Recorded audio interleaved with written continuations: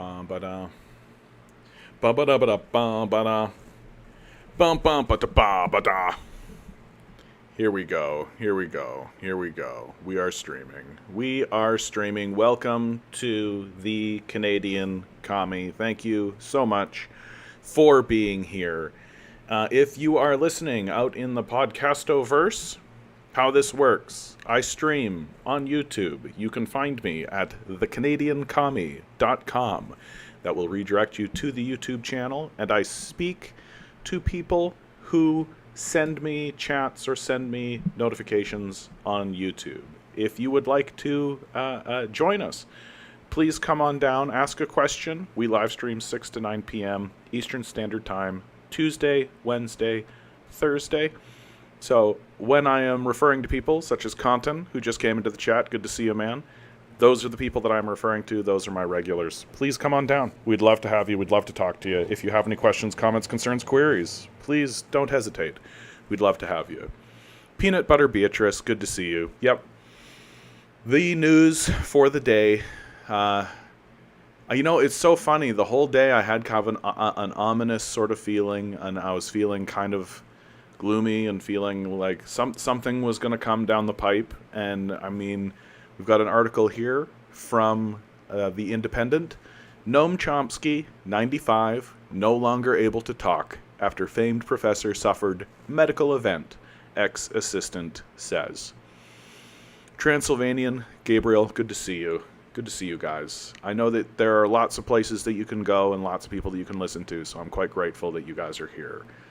I think this is going to make this a fairly somber cast. I mean, I'm going to be, I think, I don't think there's any way to avoid saying it. I'm going to be emotional today, I think, because while Noam Chomsky, while I have had a philosophical divergence from Noam Chomsky, he's not a communist. I am a communist.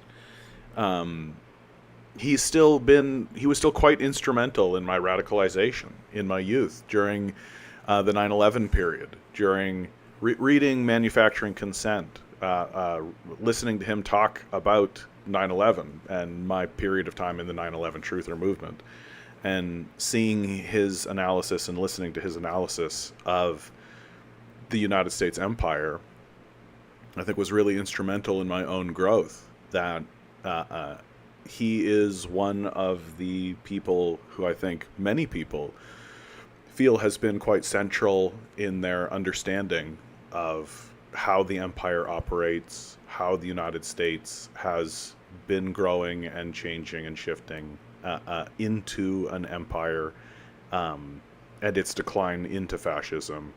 I also feel like he's been one of the voices that have been instrumental for many to remind us all that the United States is in fact a settler colonial country, and that as much as we try to forget that, and as much as we try to ignore it, I don't want to say put it behind us, because I feel like we are not even attempting to do that. We're just attempting to ignore it. Well, Noam Chomsky is there to constantly remind us. No, the United States is deeply rooted in its settler colonial history, and it can't get away from that. That until we have a true truth and reconciliation moment, we will never actually be free from the legacy of settler colonialism. I think everybody in America has a lot to thank for Noam Chomsky. And even if you disagree with some of the things that he has said, I mean, vote blue no matter who is a Noam Chomsky position. I think that you have to give him credit for his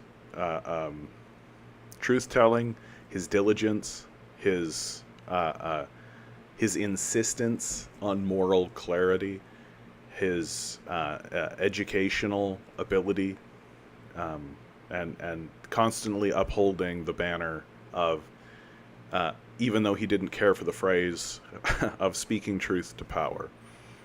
So it's not going to be too much longer now, and it's going to continue happening, where we're going to start losing powerful leftist voices.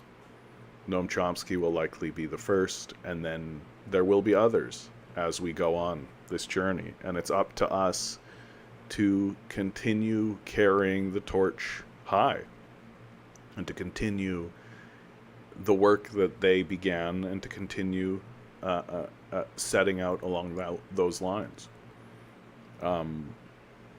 I know it will be a sad day indeed when Noam Chomsky passes away. And yeah, and I mean, exactly. Good to see you, Joe. Good to see you, that guy. Nilo, good to see you. Eric, good to see you. Isaac, Just Me, Eggs D. Thank you so much, guys, for being here. Thank you so much for being here. Just Me, I don't know if I said hello. If I did, hello again.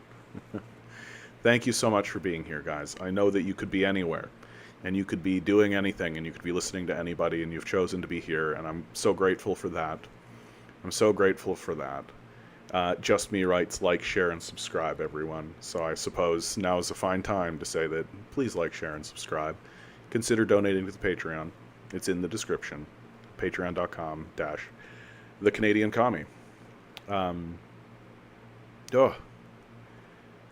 Yeah, it was just a matter of time before we lose a mind like Noam Chomsky, for sure. And just wait. The power structure is going to do everything they can to obliterate Chomsky and to make sure that he is not part of the discourse and to make sure that all anybody and all the new generation will think of when they think of Noam Chomsky is that one conversation he had with Epstein that one time. Right? That's what the power structure wants to do. They want to make sure that Noam Chomsky is relegated into silence.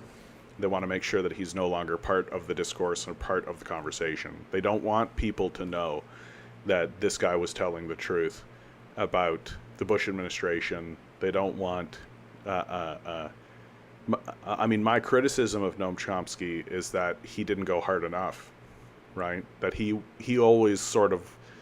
Because he experienced the Red Scare, because he experienced the blacklisting, right? I think that he wisely took the position that if he was going to remain in these institutions, he's an MIT professor, if he was going to remain in these institutions and even have the ability to do what it is that he does, he was going to have to play within the boundaries, right? Which he knows well as any of us know, that there are borders and there are boundaries of discourse that are created. That's the Overton window, right? Well, Chomsky has to exist within that Overton window as well. And so I wish that he could have gone harder. I wish that he was more of a revolutionary, but I think in American society, being a revolutionary means you are blacklisted at best, and other things done at worst. You can take a look at Julian Assange to see that playing out. Nilo writes, I've learned valuable things from Chomsky, though I wouldn't call him one of my primary influencers. First thing that comes to mind with Chomsky is, I may disagree with what you say, but I defend to the death your right to say it. Yeah, Noam Chomsky was, or is, I shouldn't refer to him as if he's already gone. One of the most controversial things that I think he ever did was he stood up for the right of a professor in France who was a Holocaust denier. And Chomsky said straight out, of course I disagree with his position. There's all the evidence in the world to show that the Holocaust exists. But that doesn't mean we should prevent somebody from saying it, that he has the right to say it. And so in that way, Chomsky showed that he's something of a free speech purist, perhaps. Might be a bit too hard, but that seems to be the angle and the line. Chomsky deserves to be remembered and mourned for a hell of a lot more than Churchill and Kissinger. Yeah, absolutely. Absolutely. Where's Chomsky's day of remembrance? Are we going to have a day of remembrance for Chomsky? Perhaps that's something I should begin doing. We have a new commenter on Twitch, where I also stream. Sable Wolf, what do you think about the socialist areas of Israel? What socialist areas of Israel? Exactly. I'm not familiar with any socialist areas of Israel. The country is widely and broadly fascist. It seems as though if there is socialist movements within Israel, they are very, very small indeed. A good opportunity, in fact, to pivot over to Israel news. From the Angus Reid Institute, Israel-Gaza ceasefire. In both Canada and US, majority say hostilities should end immediately. 2 in 5 say permanent ceasefire is needed. 1 in 5 would pause fighting temporarily. It's good to see that there is an impact happening to all of this. It still means that 2 in 5 are fine with the fighting, right? Like, a ceasefire should not be called at this time has remained fairly consistent across the board at about 19%. So 19% of the society is more or less of the opinion that the genocide is fine and that we should continue the genocide. That is less than the 20 to 25% who are not sure. So we've got 25% of the society that is like, I don't know if we should stop a genocide. We've got 19% of the society that says we should not stop a genocide. We've got 18% of the society saying a temporary ceasefire should be called immediately. These people would probably describe themselves as realists. And then the largest portion, this is actually kind of uplifting, the largest portion at 39%, here in Canada that's actually 43%, but the largest portion say a ceasefire should be called immediately. That's somewhat uplifting. I think that we should acknowledge that, and we should be happy about that.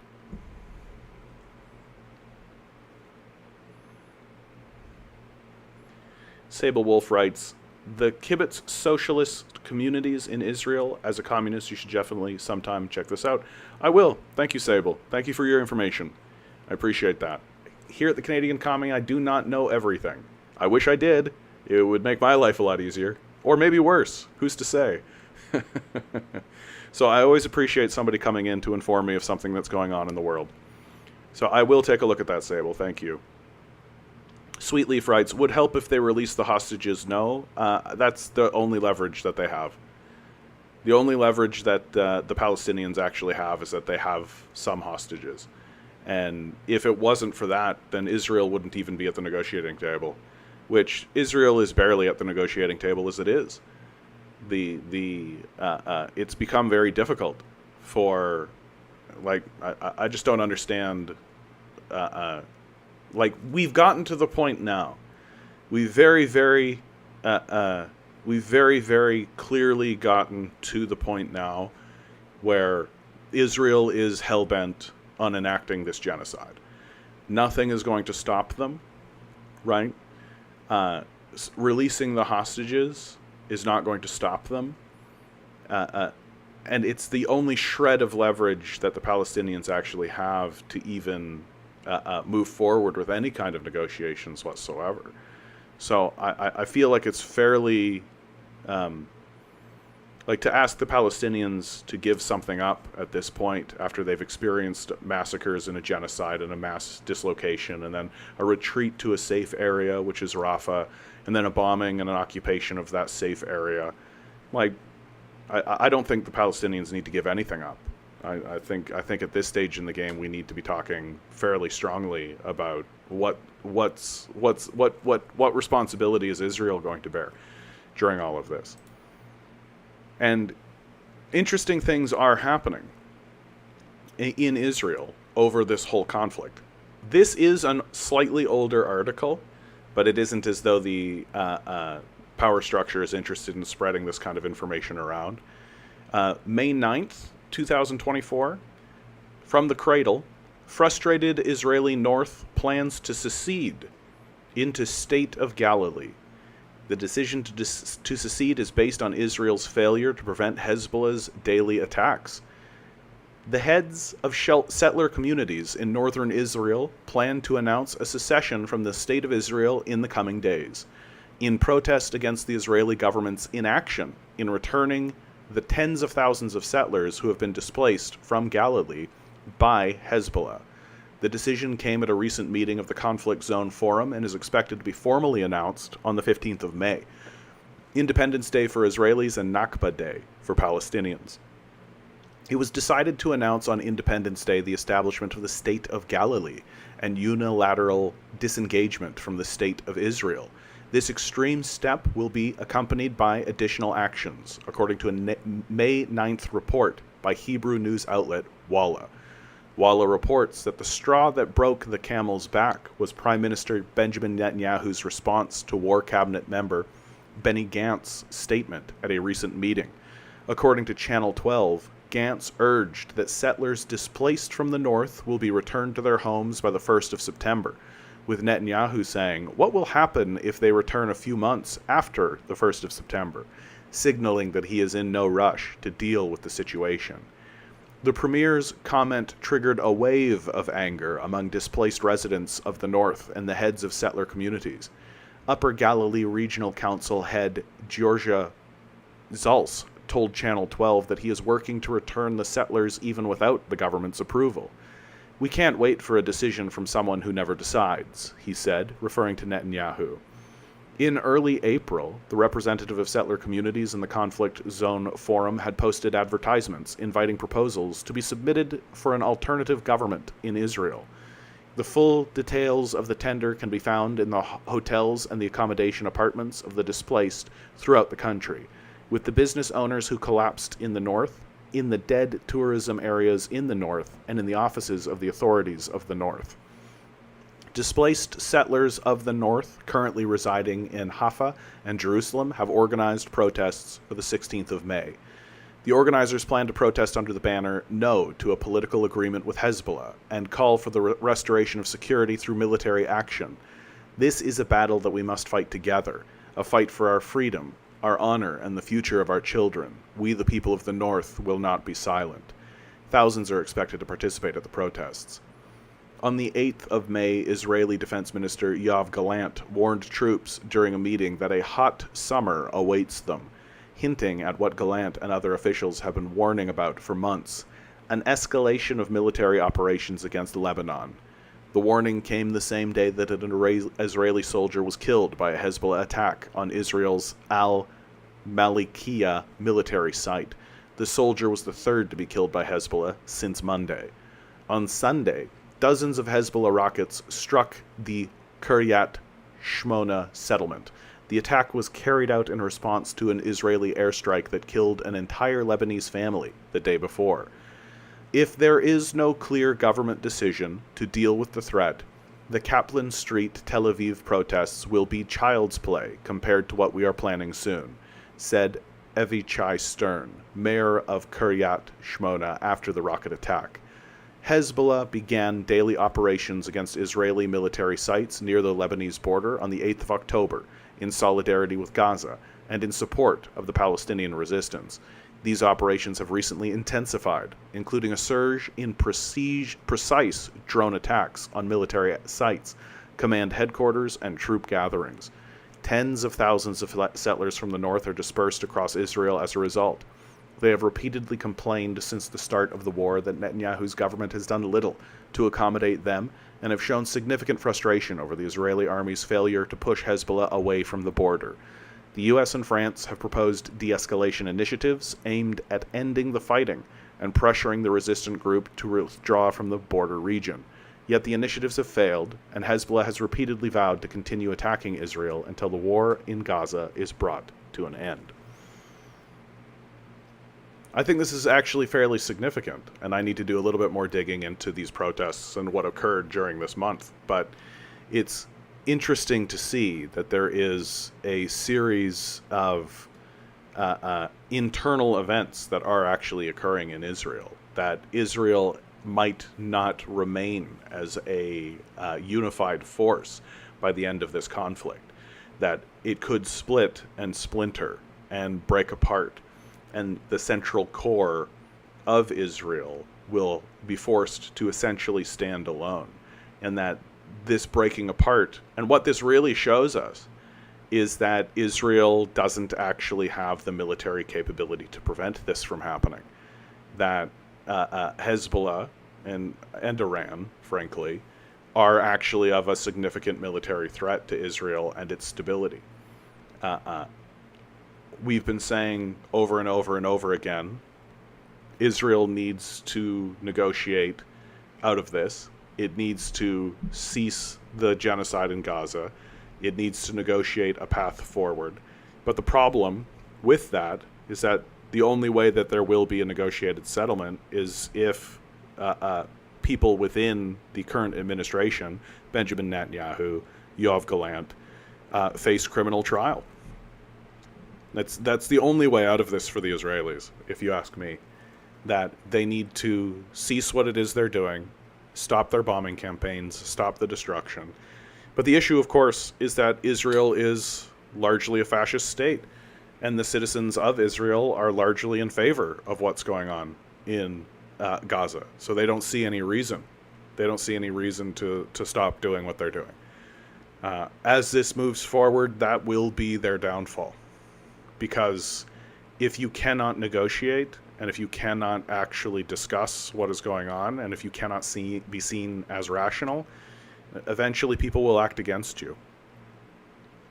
And we're even seeing articles coming out now that are talking from Foreign Affairs. This is just the headline. I don't think I'll read the whole article right at the moment. From Foreign Affairs, Israel is losing America. Netanyahu should work with Biden, not against him. The issue, of course, is that now America is getting into the weeds with this. And American officials are beginning to get pointed at. And people are beginning to say, hey, if the ICC can put you on trial, Netanyahu, if they can issue arrest warrants for you, can they issue arrest warrants for Biden? Can they issue arrest warrants for people within the government? Because they should, right? They should. And this is the reason why Biden and the administration is beginning to step down and is beginning to push back.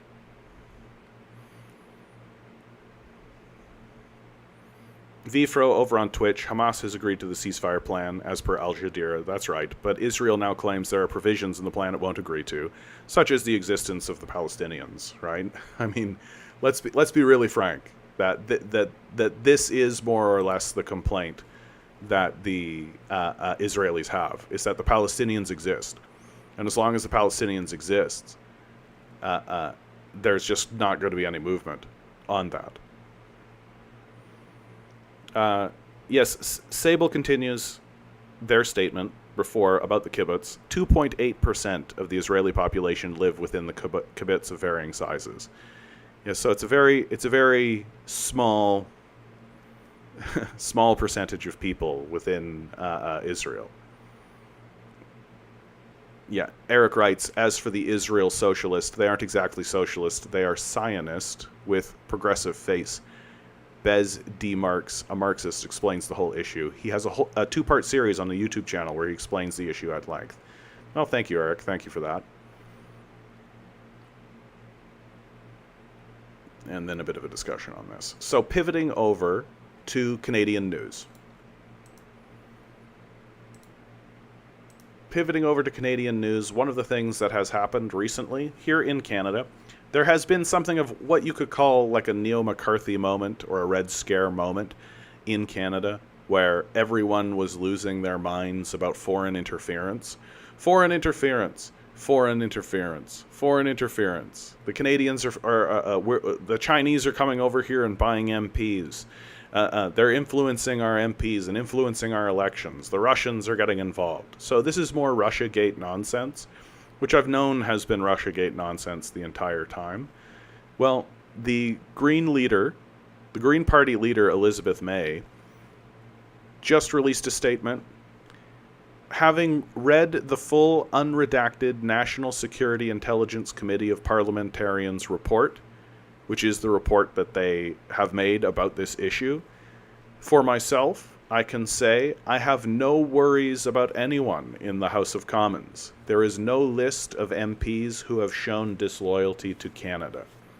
So basically what has happened is that some MPs have talked to Chinese officials, right? You know, as elected officials. Their job is to speak with other officials that exist in other countries. And this has been what has caused a firestorm, that we are now so incapable of actually being rational and having rational discussions. And we're so obviously overtaken by a moment of total fear and apprehension that even the act of having a basic discussion with a Chinese or a Russian official is enough to be a sign of disloyalty. The empire is becoming desperate, and it's becoming less and less stable as time moves forward. I've heard stories of students that walked out of people's graduation speeches, that they would bring in some Zionist to speak at a graduation seminar, and people would walk out. Well, and the kids that walked out would be denied their degrees. So it almost takes nothing now. The empire is so fragile and is so sensitive and is so incapable of acting rationally that they're lashing out against people for doing performative and symbolic acts at all. Nilo writes, straight from the horse's mouth, this is significant not because Elizabeth May is a Marxist bogeyman, but precisely because she is a loyal simp for capital. Exactly. Well, and we have already started about some of the encampments. One of the things that I wanted to bring to everybody's attention, I actually have a newspaper here that gets printed by the Revolutionary Communist Party, which I have been organizing with. And they have an article in this newspaper that I actually think does some of the better reporting on the encampment clearing that happened in Alberta. And so I would like to read what they have written here in this article. The title of it is Police Violently Crush Encampments in Alberta. Eyewitness reports by Caden R. and Zach D. Here we publish 2 eyewitness reports from our comrades who were involved in the encampments in Alberta when the police violently broke them up. Videos of police brutality from these campuses went viral on social media, fueling outrage at the violation of the right to protest. These occupations are the first demonstrations in Alberta to be broken up physically by the police in a very long time. The flagrant and brutal crushing of these encampments is having a major effect on the consciousness of a broad layer of people. The encampments were peaceful and posed no danger to anyone, yet they were violently crushed. This demonstrates that the bourgeois state is willing to beat protesters and deprive them of the right to assemble in order to defend the interests of Canadian capitalism. The videos of police smashing seated protesters with batons shatters the myth that Canada is more peaceful and that its police are more civil than in the United States. Members of the RCP have been active in the Palestinian solidarity movement across the country, and we are continuing to fight against state repression to free Palestine and for a communist society free of war and exploitation. The University of Calgary Palestine Solidarity Encampment started on May 9th, with tents and barricades set up at 5:30 a.m. Within an hour, the university administration arrived to give notice of trespass to the students. University administration then called the police. Initially, the Calgary Police Service promised not to act so long as the protest was peaceful. With students arriving on campus shortly after, the encampment began growing steadily. By 5:00 p.m., it had grown to over 150 students, faculty, and sympathetic campus workers. More than 60 police in riot gear arrived and demanded that we leave. Protesters linked themselves arm in arm around the encampment to defend it. A vote of all the protesters confirmed the majority's intention of standing firm against the police. Over the course of the next 3 hours, the CPS tried to get people to leave, promising that we'd be able to return the next day with all of our supplies if we left then and there. A combination of fear and the hope to return stronger the next day led some to retreat and pack up. Like their promise earlier in the day not to escalate, these promises were hollow. We sang, clapped, and swayed in the face of threats of eviction. It was in the face of our singing that 11:15 p.m. they attacked us. The police moved forward and battered anyone in their way with shields. I was hit several times directly in the face and head. They continued to push and batter even after we had been beaten back past the encampment. It seemed that they were trying to push us back into a pond on the quad. When we moved to avoid ending up in the water, they began throwing flash grenades. The first pepper bomb landed 2 feet in front of me, burning with a blinding explosion and filling my lungs with pepper spray. Police began shooting the legs of protesters with rubber bullets. Everyone, bruised and terrified by the grenades, was forced to retreat. The police followed us all the way to the border of the campus, throwing grenades the whole way. At least 4 protesters were arrested. So much for leaving us alone, so long as we were peaceful.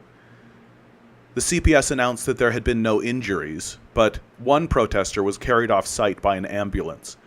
I saw concussions, bruises, and blood. The police used their loudspeakers to lecture us about the right to protest. Their hypocrisy is obvious. The police, university administration, and the system they represent do not give a damn about our right to protest. They pay lip service to our rights until we exercise these rights for a cause they disagree with. They are acting in the service of the ruling class to smash Palestinian solidarity, but they are at the same time smashing illusions in democracy. Caden R. In Edmonton, at approximately 4:30 a.m., on May 11th, 2024, the Edmonton police descended on the encampment at the University of Alberta. They entered wearing armor and helmets, carrying batons and large riot projectile guns. The camp, largely faculty and students, was sleeping. Given the equipment of the police, it was evident they planned to violently clear the area. Myself and 3 other RCP comrades formed a defensive line with the camp. A campus security officer then read an order over a megaphone, saying that we were trespassing, and that this group was banned from U of A campuses for 1 year. Those who did not leave in 30 minutes would be arrested, fined, or given 6 months in prison. At approximately 5 a.m., police advanced, crashing into the line of sitting demonstrators, swinging their batons. Police were captured on video, striking demonstrators on the ground, including myself. I was struck twice on the left shin by a baton while on the ground. Many demonstrators were knocked to the ground as they tried to retreat. The police also deployed tear gas. 2 demonstrators, including 1 RCP member, were knocked down, struck and held down, then dragged on the ground, handcuffed with zip ties, and arrested. The brutal assault of peaceful demonstrators forced the camp into a retreat. After flattening the camp, the police continued to advance towards the demonstrators, waving batons at anyone in their way. This continued for almost 2 hours. Police advancing aggressively, halting, adjusting formation, and advancing again. I remained in the front line of demonstrators, trying to keep the retreat orderly. We were forced back through the quad down the side paths bordering on a steep river valley. At one point, an officer went around a tree, bumping into a demonstrator. The officer then shot them with non-lethal rounds from approximately 1 meter away. I heard at least 4 shots. The demonstrator was then dragged behind the tree, beaten with batons, and arrested. We were pushed back along this sidewalk nearly a kilometer. The police, seemingly tired, withdrew to university grounds. They proceeded to mockingly eat food and drinks stolen from the camp in front of us. We then attended to our injuries. There were many bruises from batons and non-lethal rounds. I noticed a fair deal of blood on my pants that had been oozing from the earlier baton strikes. It had taken a chunk of flesh out of my left shin, with bruising around the wound. A camp-designated medic cleaned, sanitized, and bandaged me. We were able to get in touch with our arrested comrade. He had been charged with assaulting a police officer. This is a cruel joke. He had not assaulted anyone, but the bruises and lacerations on his face show that he was assaulted by the police. Zach D. This is the country that you live in. This is Canada. This is America. This is what they are willing to do to people who are sitting in grass, who are peacefully protesting in the most peaceful way imaginable, who are sleeping in tents, who are surrounding themselves with signs, who are not obstructing anyone. It's simply that they are there, that they have the audacity to make themselves seen and to make themselves known, to show to the institutions that support this genocide and the institutions that create this genocide that there are those amongst us that are not going to go quietly, that refuse to be complicit and will work against this. These acts of violence, as far as I'm concerned, stand in violation of the Charter of Rights and Freedoms. The Supreme Court of Canada has on many occasions upheld the right to protest. And these actions smack of an overt fascism that has taken Alberta over. And we should no longer pretend that is not the case.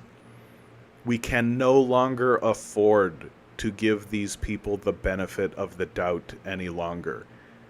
They are fascists. They are acting like fascists. If it looks like a fascist, if it sounds like a fascist, if it acts like a fascist, then it's a fascist. And I have no problem whatsoever in saying that Alberta has succumbed to that fascism and will continue to succumb until it consumes itself as fascism does.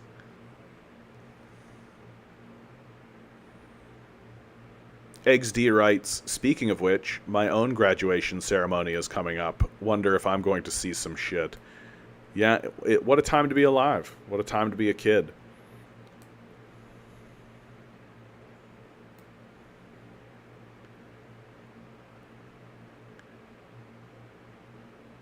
Well, moving on to international news. France's conservative leader calls for alliance with the far right. The announcement by the head of the Republicans was a historic break with his party's policy. Top politicians on the right have called for him to step down, bringing the party on the brink of implosion. The head of France's mainstream conservative party on Tuesday called for an alliance with the far right in upcoming snap elections, throwing his party into deep turmoil as the shockwaves from President Emmanuel Macron's decision to dissolve the lower house of parliament continue to course through French politics. The announcement by Éric Ciotti, the head of the Republicans, was a historic break from the party's non-standing line and its ties to former President Charles de Gaulle. Mr. Ciotti's call was immediately met with a chorus of angry disapproval from within his own ranks. No leader of any mainstream French political party has ever previously embraced a possible alliance with Marine Le Pen's National Rally, or its predecessor, the National Front.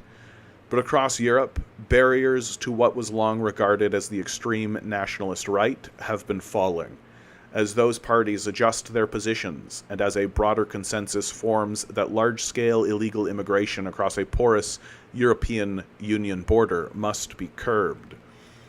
The elections for the National Assembly, the lower and more powerful house of France's parliament, are scheduled for June 30th and July 7th. Mr. Macron called them last week after his party suffered a bruising defeat in the European Parliament elections, gaining just 14.6% of the vote nationwide, compared to about 31.4% of the National Rally, led by Miss Le Pen's protégé, Jordan Bardella. The Republicans fared even worse, with only 7.25%. Mr. Bardella, 28, who became the new and widely popular face of French politics during the campaign for the European Parliament elections, welcomed Mr.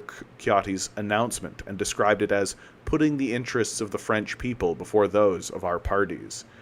In an interview on TFI television, Mr. Chiotti said on Tuesday that his party had become too weak to stand on its own and needed to make a deal with the National Rally to keep a sizable group of lawmakers in the lower house.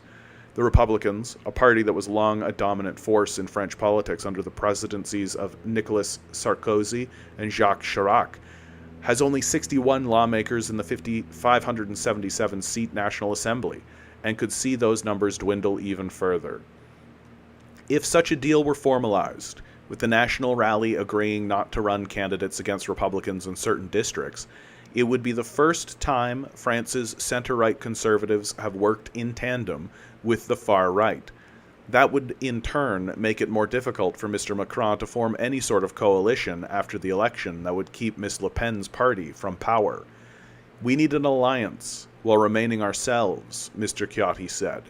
Later, asked by reporters at the party's headquarters what had happened to the barrier that traditional parties in France usually erected around the far right, he demurred, calling the term no longer appropriate and totally out of step with the situation in France.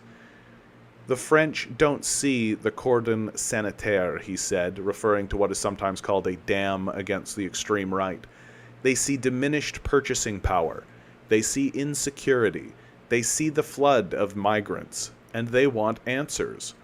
Mr. Macron has been unable for 7 years to provide concrete answers beyond mere words. So today I think we need to change method. For those of us in Canada, all of that sounds very familiar, incidentally. That is exactly the same thing that we are hearing between Justin Trudeau and Pierre Poilievre. That Justin Trudeau has had 8 years to provide concrete answers beyond mere words. So I think today we need to change method. What we are witnessing is the collapse of the center, and that our politics is becoming more and more extremist. And here in France, we're seeing an explicit bending of the knee by the conservative side of that center to the far right, to the fascists. This is happening all across Europe and the United States. Many high-ranking conservative politicians who had warned against any alliance with the far right immediately said it was unacceptable and called for Mr. Chiotti's resignation. Gerard Larcher, an influential Republican leader who is president of the French Senate, said that Mr. Chiotti can no longer lead our movement. Valérie Pécresse, the head of the Île-de-France region, which includes Paris, said Mr. Chiotti had sold his soul. Oliver Marlieix, the top Republican lawmaker in the lower house, said Mr. Chiotti had to step down. He has refused to do so, and it was not immediately clear how many Republican lawmakers might follow his lead and agree to work with the National Rally. But the shock announcement could herald a split within Republican ranks, the latest sign that the steady advance of Ms. Le Pen's party had left the mainstream parties that dominated post-war French politics scrambling for relevance. The Republicans, who have undergone several name changes, can be traced back to the right-wing party founded by Charles de Gaulle after World War II. A historical legacy that for years made any alliance with the far right anathema. De Gaulle, after all, fought and defeated the Vichy government that ruled France in collaboration with the Nazis from 1940 to 1944.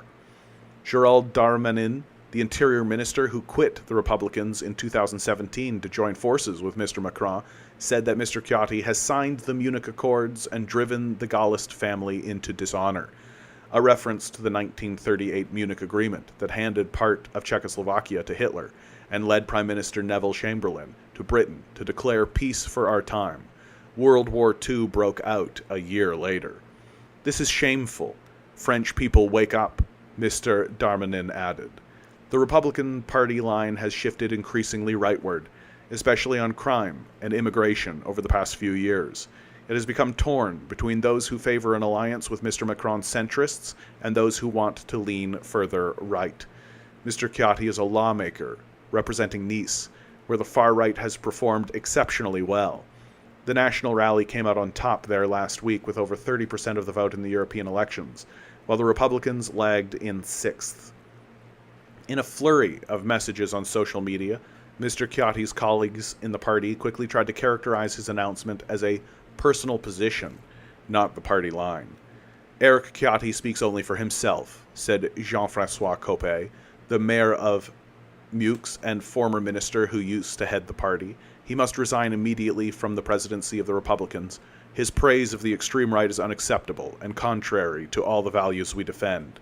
Asked on France Info Radio what the next steps were, Florence Massolini Portelli, the party's vice president, was blunt. "We fire him," she said of Mr. Ciotti. That may sound simple, but Mr. Chiotti's decision to open the door to the far right was not an act of pure personal whim.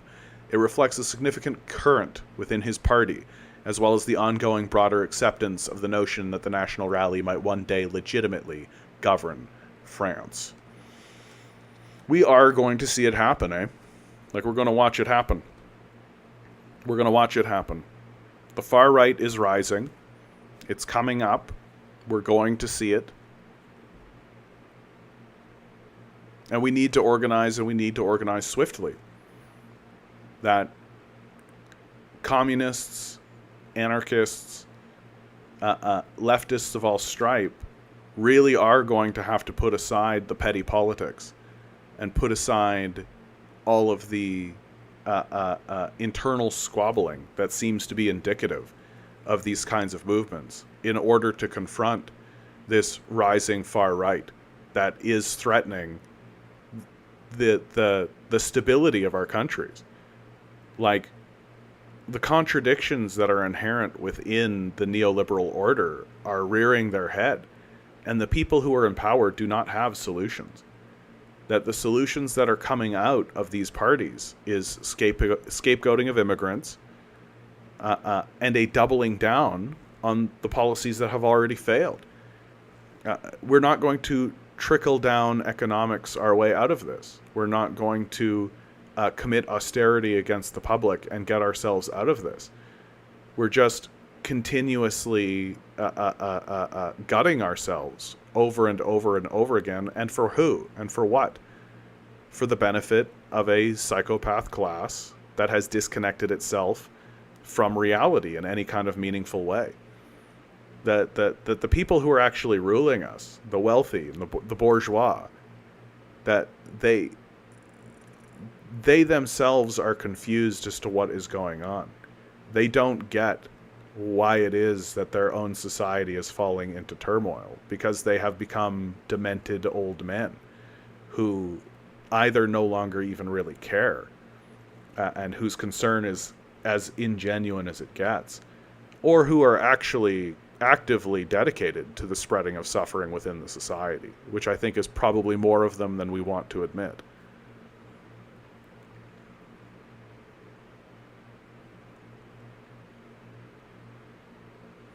Transylvanian writes, how is any of this surprising when Macron's centrist government has chosen to go full speed ahead into escalation towards open war with Russia? It is true that it seems to me that in the Ukrainian crisis, it's France that's still pounding the pulpit.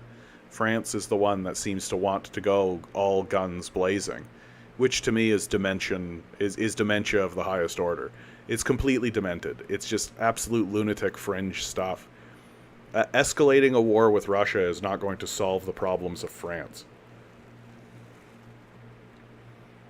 In fact, do I have... I feel like I had an article. Oh, yes. Yes, of course. From the Associated Press. The U.S. lifts a ban on sending weapons to a controversial Ukrainian military unit. I actually really love this article, you guys. I really do. It's so nice when the power structure acknowledges that I was right. It's so nice when the power structure actually just publishes an article quietly off in the corner, right, hoping that no one will see it. And then when I see it, I go, oh, I was right the whole time. The U.S. has lifted a ban on providing American weapons and training to a controversial Ukrainian military unit that was key to the defense of the major port city of Mariupol, the State Department said on Tuesday. The Azov Brigade is among Ukraine's most effective and popular fighting units, but it has been dogged by its origins as a volunteer battalion that drew fighters from far-right circles, and criticisms for some of its tactics. The U.S. had banned the regiment from using American weapons, citing the neo-Nazi ideology of some of its founders. The current members of the Azov Brigade, which has been absorbed into Ukraine's National Guard as the 12th Special Forces Brigade, reject accusations of extremism and any ties with far-right movements.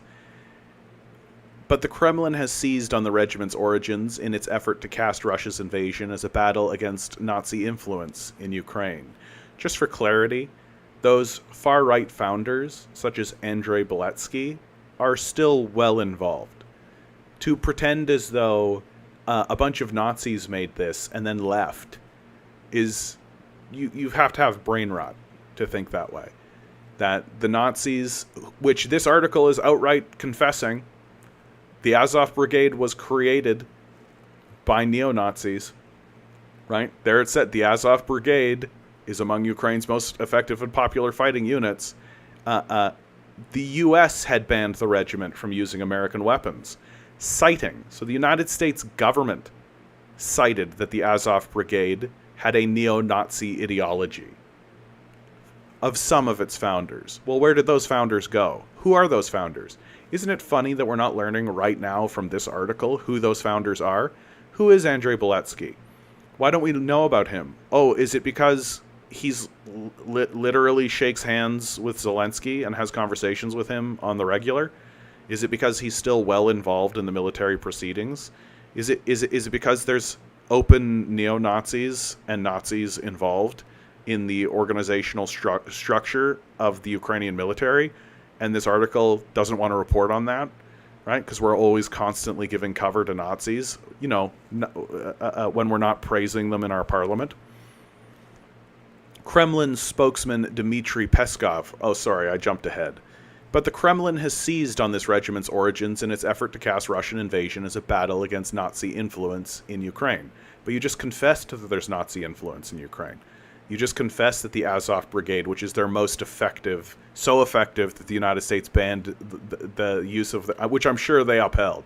I'm absolutely sure the neo-Nazi units were like, oh, those are United States weapons. We're definitely not going to use those. Kremlin spokesman Dmitry Peskov said Moscow took an extremely negative view of Washington's decision. He described Azov as an ultra-nationalist armed formation and accused U.S. authorities of being ready to flirt with neo-Nazis. U.S. law prohibits providing equipment and training to foreign military units or individuals suspected of committing gross human rights violations. The State Department said in a statement that it found no evidence of such violations. Yet the State Department also says that there's no genocide happening in Gaza.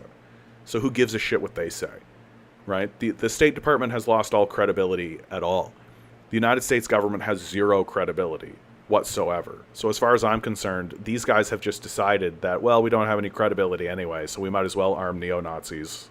We're committing a genocide in Gaza. We might as well also arm and fund neo-Nazis. We were anyway, right? We were anyway. It's just time to take the mask off. This is a new page in our unit's history, the Azov Brigade wrote in a statement on Instagram. Azov is becoming even more powerful, even more professional, and even more dangerous for Jews, I mean occupiers. Obtaining Western weapons and training from the United States will not only increase the combat ability of Azov, the Nazi unit Azov, but most importantly, contribute to the preservation of the lives and the health of personnel, the statement said. It's sort of odd that this article isn't mentioning that the symbol for the Azov battalion is the Nazi Wolf's Angel, but okay. Up until the State Department's decision, Azov was prohibited from sending fighters to Western military exercises or accessing weapons bought with American funds. Lifting the ban will likely bolster the brigade's fighting capacity at a difficult time during the war against Russia's invasion. Ukraine suffers from persistent ammunition and personnel shortages. Years before Russia's full-scale invasion of Ukraine in 2022, Human Rights Watch raised concerns about Azov, writing that credible allegations of egregious abuses had been made against its fighters.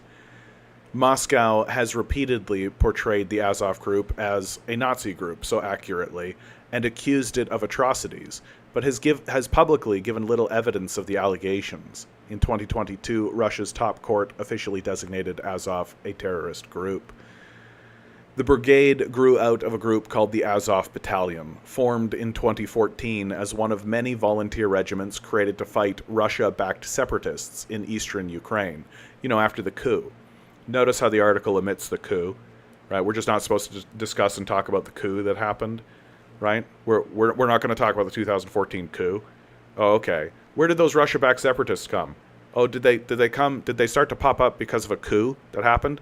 From a United States-backed coup that happened in Ukraine? How we have Victoria Nuland on tape literally planning the coup, right? You know how we have John McCain in Ukraine saying, we're going to support you while you while you overthrow your fucking government? Not a direct quote. Like, Americans don't want to understand or know what's actually going on by their own government. They don't want to accept that their own government is responsible for this war that is happening in Ukraine. And they're going to omit little shreds of information that might lead people to that conclusion. Things like, oh, you know how we couped their government? We overthrew their government? No, we're not going to discuss that. Oh, by the way, we're arming and funding neo-Nazi groups. It quickly became a separate official unit under the Ministry of Internal Affairs, and later a unit of the National Guard. Since its first commander left in October 2014, the brigade says on its website, it has been cleansing itself of undesirable elements. It wasn't possible to ascertain whether the brigade has accomplished that. They said it, right? The people who performed a coup and then started a war in the Donbass, created by neo-Nazis, they said out loud that they're getting rid of their undesirable elements. That must make it true, right? It has, however, tried to recast its public image away from the controversy surrounding its ultranational origin to that of an effective and skillful fighting force, and has shunned connections with controversial figures. Their ideological leader is Stepan Bandera, right? The icon that they uphold is Stepan Bandera. They still uphold Stepan Bandera, a Nazi collaborator during World War II. The symbol of the Azov Battalion, I've said it already, the Azov Brigade, is a Nazi symbol, right? If they're not going to at least get rid of the Nazi Wolf's Angel as their symbol, then I question the sincerity of their desire to purge their elements. They're not even willing to change their T-shirt. They're not even willing to take the Nazi badges off. Like, how serious do you think they are about getting rid of Nazis from their ranks when they're not even willing to change the picture that's on their banner? Azov soldiers played a key part in the defense of Mariupol, holding out in a siege and low on ammunition for weeks at the southern port city's steel mill, despite devastating attacks from the Russian forces in 2022. They are hailed as heroes in Ukraine. Yeah, not a good look. Remembered for defense of the sprawling plant that became a symbol of Ukrainian tenacity in the war against Russia, and people take to the streets for weekly rallies calling for the release of hundreds of Azov POWs who remain in Russian captivity. Won't someone think of the Nazis? Right? Won't someone please think of the Nazis? Right? So, the United States actively committing a genocide in Israel, actively committing a genocide in Gaza, sending ground troops into Gaza in order to do operations to grab hostages and things like this, while simultaneously sending weapons to neo-Nazis, which they, incidentally, let's be really clear, they were doing anyway, right? Since when has the United States cared about its own laws, right? So, but now they get to do so openly. So they're now openly funding neo-Nazis and neo-Nazi organizations that exist throughout Ukraine. It's so wild watching this whole thing descend. It's so wild watching the descent occur. It's so wild seeing the descent into fascism happen directly in front of our eyes, while our media apparatus functionally plays dumb and is functionally playing dumb at what is going on. Nobody within the mainstream system is willing to acknowledge what is actually going on in front of our eyes. Because if they were to do that, it could actually upset the power structure that is responsible for funding them in the first place. Hey guys, it turns out that giving all the money to 5 people was a bad idea. Who knew? I thought the wealth was going to trickle down, but it turns out that it's just going to trickle down in bullets. That the way the trickle down, wow, that trickle down sure looks like the bottom of a police boot. Jeez. Watson, good to see you, my man. Watson writes, June 13th, there will be an information picket at the Ukrainian consulate by the SEP Canada as it relates to the frame-up of Bogdan Sirotyuk. I believe I read about Bogdan. Yeah, Bogdan was a fellow. Correct me if I'm wrong here, Watson. I don't want to give bad information, but Bogdan is a Ukrainian socialist that has been wrongfully imprisoned. A terrifying situation. And one that is likely going to begin occurring throughout the United States and Canada as communist and socialist organizations begin to gain more and more power alongside the fascist organizations that are also gaining power very swiftly. The fascist organizations, of course, are gaining power faster because they have more money backing them. And, of course, fascism throughout the United States is a very popular ideology. Transylvanian writes, so, of course, the far right is capitalizing on all of this by simply offering an alternative that rejects the drive to war with Russia and at least pretends to care for the working class, even though they blame the wrong people for the problems and the solutions they offer are false and not going to make anything better. But it's a narrative that people grab a hold of, and it's a narrative that makes sense. And if you are ahistorical, i.e. you don't know anything about history, then you can't hear in their words the echo of the same things that the fascists said during World War II, the scapegoating of immigrants, right? The call to individual power, right? You are the author of your own fate. If you don't know anything about history, which is why the capitalists work so hard to keep us so ignorant and keep us so unaware of what's going on, and ensure that all of that kind of thinking and all of that kind of information is purged out of the education system, that we have an education system that's designed to keep people stupid. Watson continues, the address of the Ukrainian consulate is 2275 Lakeshore Boulevard West, number 301, Toronto. Thank you, Watson. Generation Why Me writes, 27 people watching but only 13 likes? Good opportunity to say like, share, subscribe. Please hit those bells. Please hit those whistles. Thank you so much for tuning in. I really appreciate that you guys are all here, honestly. Your presence is what makes this worth doing. I know that you could be literally anywhere else doing literally anything else, and you've chosen to spend your time with me, and I value that. I value that more than anything else. That as we face this decline, we're going to face it all together. And it gives me strength and it gives me courage to know that there are people out there who want to fight the good fight and who want to be involved. Armed with opinions over on Twitch writes, Trudeau's never beating the Nazi tyrant accusations, nor should he. Why should he? He knew that this man was a Nazi. He knew that that Hunka was a Nazi when he put him in front of everybody. He knew exactly what he was doing. The idea that this was a mistake, a quote-unquote unfortunate mistake, is brain rot of the highest order. You have to be a little child to think that that's the case. It is so obviously the case that Hunka was put in front of the parliament, in front of Zelensky, and that everybody knew that this guy was a Nazi. There's absolutely no way that this guy makes it into Parliament to be honored in front of a foreign dignitary, and nobody within the Liberal Party asked the question, who is this guy? Like, who wrote the card? Right? Like really, who wrote the card? Who wrote the card that said he was a Ukrainian that fought against the Russians in World War II? Like, who wrote that? And you're telling me that that was written and the Liberal leader or aides or anybody didn't think to themselves, fought against Russians in World War II? This guy's a Nazi.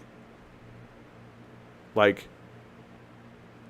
the playing dumb argument falls apart at some point. And it falls apart right here. So Trudeau should never be let off the hook for this. Same thing for the blackface scandal. I can't believe he stuck around past the blackface scandal, frankly.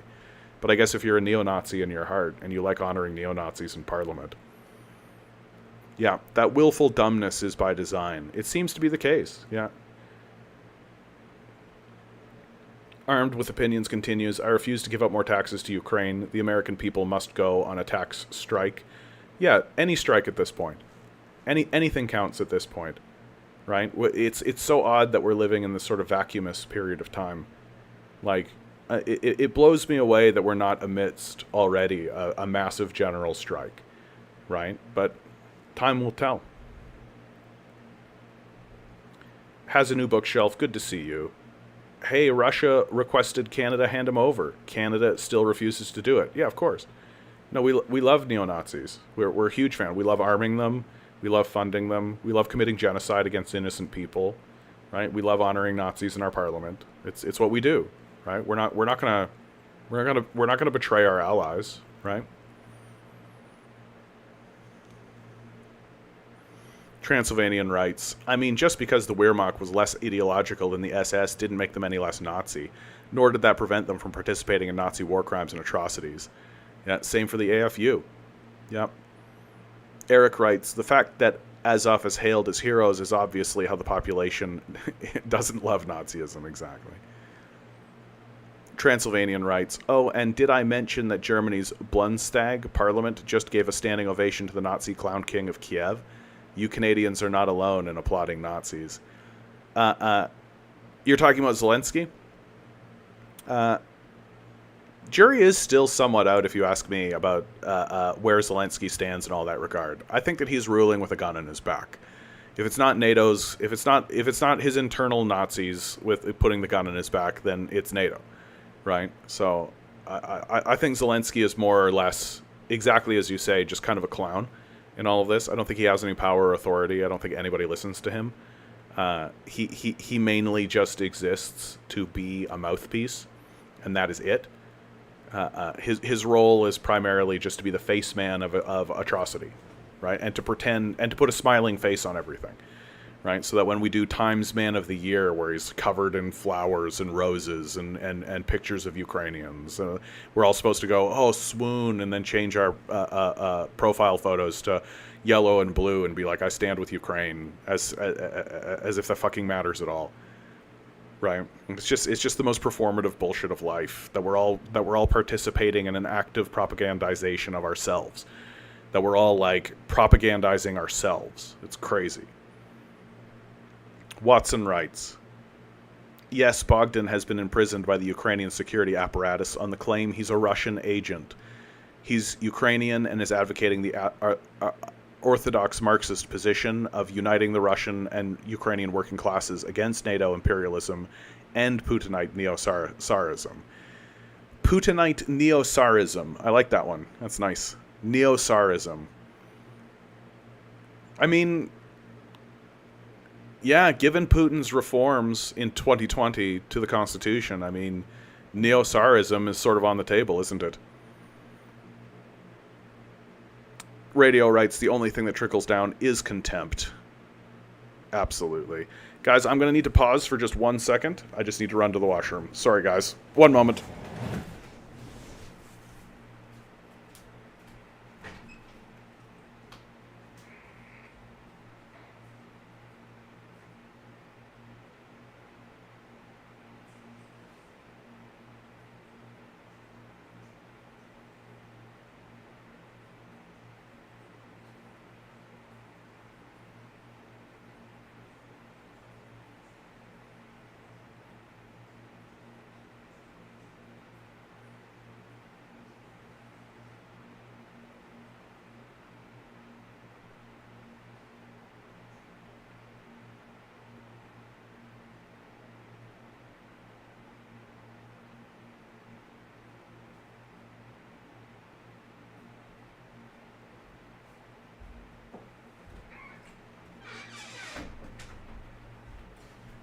Sorry about that, guys.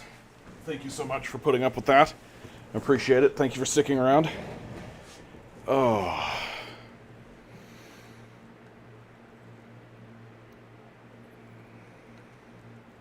Transylvanian writes, they were never not sending them weapons, now they just stopped pretending, but every good weapon that is sent to Ukraine eventually ends up in Nazi hands. Yeah, I think that this is the idea that these Nazis were not getting access to those weapons, I think is a total joke, right? But now it's just no longer going to be needed to be done clandestinely. We'll just hand it directly to the Nazis, and they'll do the Hitler salute underneath the Wolf's Angel flag and head off to the front line, right? Yeah, they just cut out the middlemen.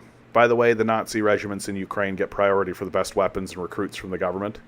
They are the only units that are never undermanned or undersupplied. They almost never get sent to the most dangerous battles because they're too valuable to the regime.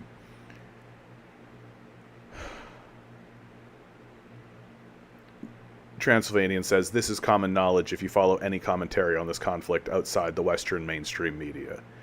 Like, I have always said of the Ukrainian situation, before this is all said and done, before this comes to an end, we will see open Nazi salutes in the Ukrainian parliament. That this is the trajectory that they are on, and over and over and over again we see that there is this desire within the Nazi element within Ukraine to stop pretending. They no longer want to pretend. They no longer want to be in this position or be in this state where they're faking what it is they believe in.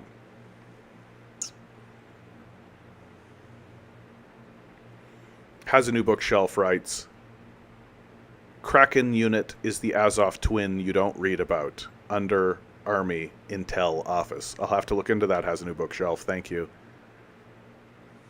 Armed with Opinions writes, it's interesting the cognitive dissonance the liberals have. They'll publish articles in media outlets claiming air conditioning is sexist. But clear evidence of Nazis collaborating with liberal leaders. There's nuance, etc. Yeah, exactly. That's exactly the case.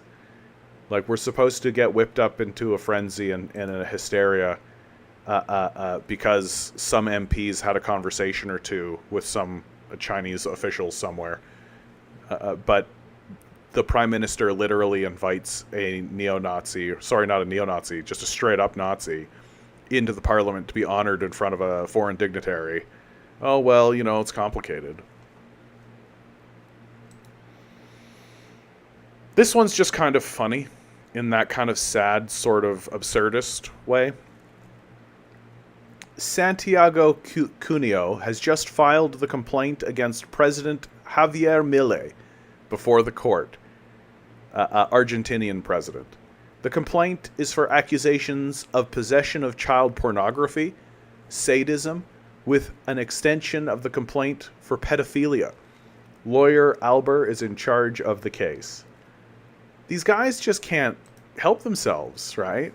Like, these libertarian types.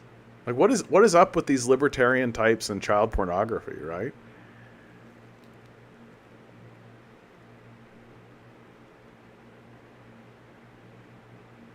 Transylvanian writes, sorry to tell you this, John. Oh, please, Transylvania, never be sorry for spreading information. As I said earlier, I don't know everything. It would be kind of nice if I did. It would make my job a lot easier, I tell you what. Although I think it would actually make my job a lot more harrowing if I knew everything, right? Because I would be like, this is what's going on, you guys. And people would just be like, I don't believe you. And I'd be like, here are the documents. And they'd be just like, I still don't believe you. I'm like, okay. Sorry to tell you this, John, but we've already seen those. You can easily find videos of that even before 2022. The right sector and Svoboda parties, both Nazi, have been in parliament for years. And they've done the Nazi salute. I'm not surprised that I haven't been able to find it or run across it, right? Yeah, I'm sure that the media does everything they can to suppress overt and obvious acts. Just how like they no longer show pictures of Ukrainian soldiers anymore because they're all covered from head to toe in Nazi symbols. Eric writes, "It is ironic that I am cleaning the litter box. It is a really good metaphor for the whole mess that we are in today." I mean, I wish somebody would clean the litter box. That's what we should have said instead of drain the swamp, Eric. Instead of saying drain the swamp, we should have said clean the litter box. Transylvanian writes, "Some of the most prominent NAFO accounts on Twitter have also recently been exposed as total degenerate perverts. Seems to be a thing with these people." Look, here's the thing I find so interesting. Okay, this really is what I find interesting. Okay, every single one of us has an internet connection. We all look at weird shit. Okay, no one is gonna tell me that they don't. All right, nobody. Everybody's got their weird little kink. Everybody's in their own little weird niche, right? Everybody's got their own thing. And guess what? I'm fine with that. That's fine. That's the struggle between yourself and your own inner consciousness and all of this. It's that these guys lack the basic ability to understand the line between what is private in your own kind of self and what should be made public and what should be sent out into the public world, right? Like that inability to show any kind of wisdom or restraint or self-awareness, I think is what is telling. Like, everybody is dealing with the weirdness that is our own human sexuality, right? Like, human sexuality is weird and strange, right? And we're all confronted by it, right? Like, nobody asks to look at a little kid and think, yum, that's sexy. That just fucking happens to you, right? It's the normalization of it. It's the attempt to normalize it and the attempt to bring it into the public sphere and make it my problem, right? And say that, oh, well, like this, why don't we allow this kind of thing, Go, get out of here, Vosh. Fuck you, right? No, you don't get to bring this into the public space. No, you don't get to normalize that kind of thing. Like, sorry that you're dealing with it, right? Sorry, that's troublesome. Man, what a problem. What an issue for you that you have to deal with. Sorry the universe hit you that way, right? That's tough, right? I'm not gonna demonize somebody for the universe fucking them over like that, right? That's a fuck over if I've ever seen one, okay? But you're not gonna turn around and tell me that it should be allowed and should be put into the public space. Abso-fucking-lutely not. Right? Abso-fucking-lutely not. Oh, Watson, are you not aware of this? That Vosh just very recently had a whole scandal where he showed what is called lolly porn, right, on his feed. He was doing a live stream and then he closed a window and there was a folder up that had a bunch of quote unquote lolly porn in it, child porn, right? I really am of the opinion that, why is that shit up, dude? Some people have within themselves a self-destructive element.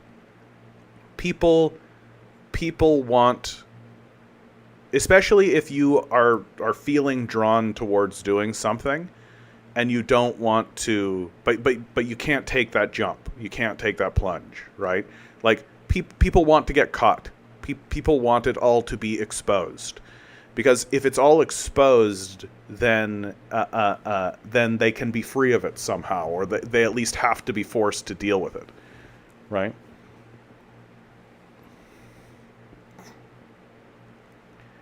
Nick Fuentes got caught with gay porn on his podcast. It's this element. Why is this stuff up? Why is it in front of us? Why is that happening? What is it that is making it so, I think that there's something more subconscious going on. I think that people want to get caught. That they and it's always this case that Nick Fuentes, a fucking neo-Nazi,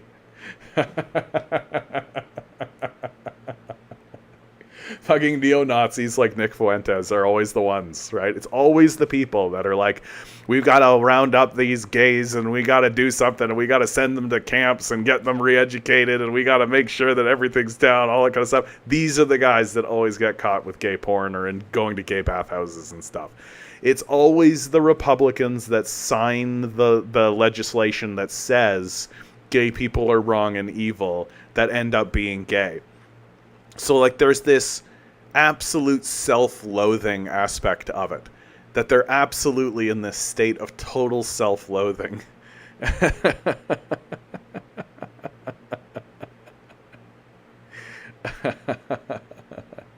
and I feel like it's this self-loathing that leads them down this path. They don't want to acknowledge it, they don't want to admit it, and they're so dedicated to not admitting it of themselves that they're willing to go down this absolutely dark path.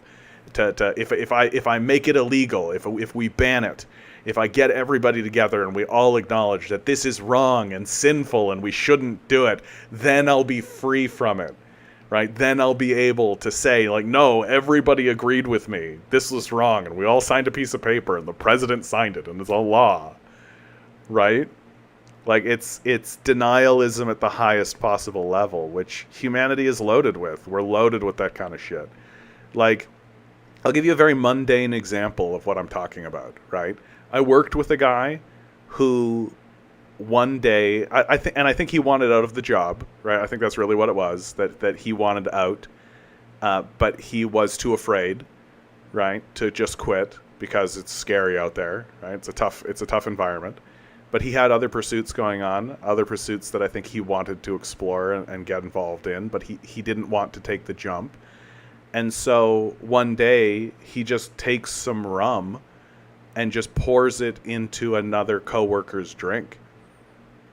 And it's like, okay, bye-bye. Like, that's the end of you, my man. Like, he just finished his tenure at the establishment. And his position was like, I was just trying to joke around. And it's like, what a risk.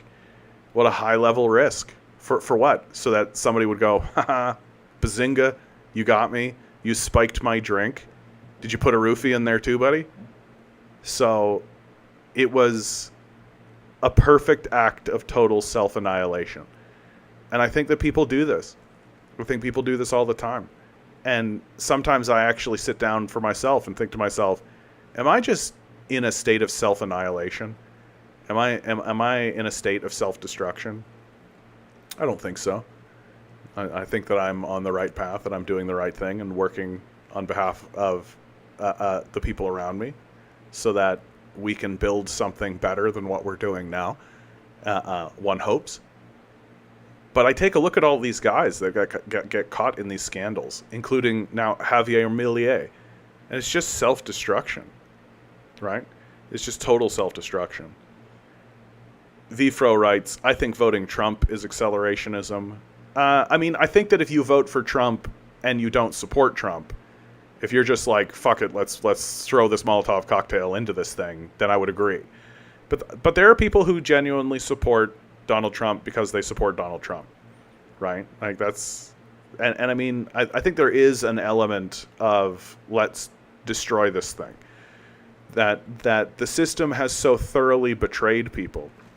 This is something the Democrats never want to discuss, and they never want to take seriously, but it's absolutely the truth, is that the Democrats have played a pretty large part of the annihilation and the destruction of huge segments of the American public, right? Clinton was the guy who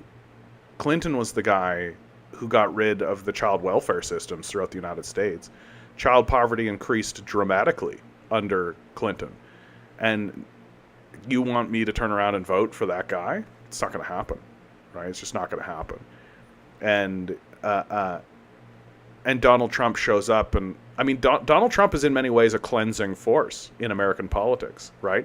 He cleansed the neocons out of the Republican Party, right? He just pushed them right out of politics. Like Jeb Bush never polled higher than 5%, and Donald Trump annihilated him, and turned the neocon element of the Republican Party into a remnant, just a ghost of itself. And many of those neocons turned around and went to the Democratic Party. So that kind of cleansing element, I think, is what many people were looking for with Donald Trump. And also as a way to signal to the Democrats and to the establishment generally that we don't think you're better than this, right? That a big thing for Democrats is that we're better than Trump. We're better than Trump. We're more moral. We're more upstanding. He's so boorish and detestable and grotesque. And the people who are supporting him are going, no, you're exactly like this. We know you're exactly like this. And we're not going to pretend anymore. And we're going to shove this in your face. And you're going to look at it. Right? And how did the Democrats respond? Russiagate! Russia! Stolen election! Right? It's so funny that when Donald Trump claimed stolen election, the media apparatus lost its mind about it. And I heard about it over and over and over again. The Democrats made exactly the same claim.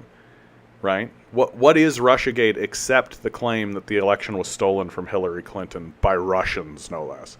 Just a tacit admission that the system is so weak and pathetic in America that Russian foreign agents can overthrow it.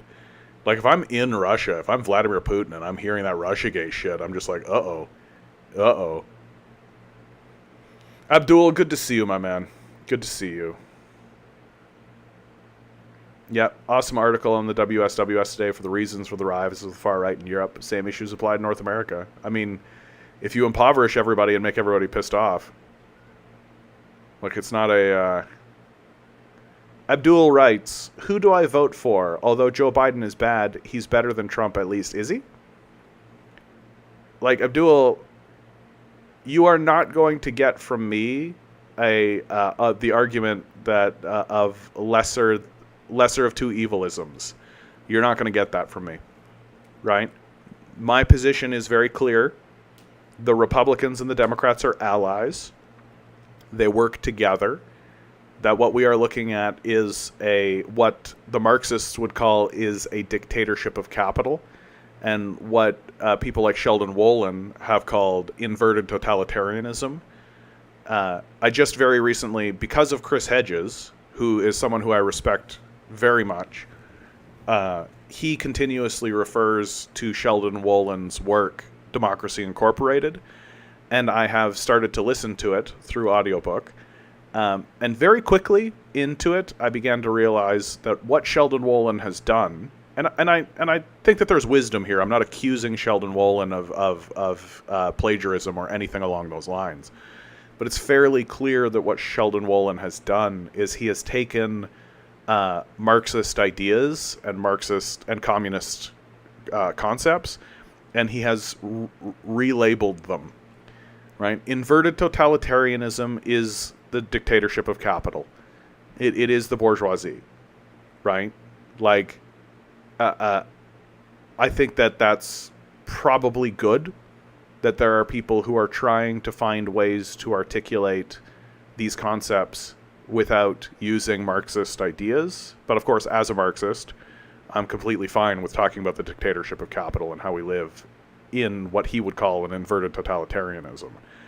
And once you understand that you live in an inverted totalitarianism, you live in a dictatorship of capital, you live in a situation where all of the choices will lead you to the same conclusion, right? It doesn't matter if you vote Republican or Democrat. They're the same party, right? Maybe the strategies that the Democrats are using are a little bit different, and maybe the role that they play within the larger organism is different. Just how when you've been incarcerated by police who are interrogating you, there's a good cop and a bad cop, right? Well, so too is the Democrats and the Republicans. You have a good cop and a bad cop. And so getting involved in any organization at this point that espouses any kind of pro-capitalist dogma or doctrine, you shouldn't do it. You should literally just vote for the guy with a boot on his head. There's a fellow in Britain. He ran as the mayor of London, rather, fairly recently, and he his name is Count Binface, and he I'm just going to bring him up, actually. I think it's just better if I just bring this guy up. Count Binface is absolutely amazing. For those of you who are listening, please do yourself a favor. Look up Count Binface. This guy is just an absolute champion. Just an absolute champion among men. So, he has a garbage bin on his head designed to stay on his body. There's a square cut out in the front, a black mouth, and like a slit at the top for his eye. That's, of course, well too high up for a human head. And it's a garbage bin. And he's wearing body armor, gray body armor, and a cape. And he goes by Count Binface. And I think the greatest success that he ever scored happened in this previous election, where he got more support and more votes than the far right in his election. Vote for him. Vote for Count Binface. Find the people in your jurisdiction who look and sound like this guy, and just vote for them. There is no reason whatsoever to participate at all in the capitalist dictatorship game. Moreover, and I think this is very important for people to hear and understand and take seriously, you are not on the hook for the result. You are not on the hook for the result. You are not responsible for what is happening because the dictatorship of capital has decayed into fascism. You are not responsible. If somebody tries to say to you, oh, you didn't vote blue, so it's your fault that Donald Trump didn't get into power, shut up. Joe Biden was doing a genocide.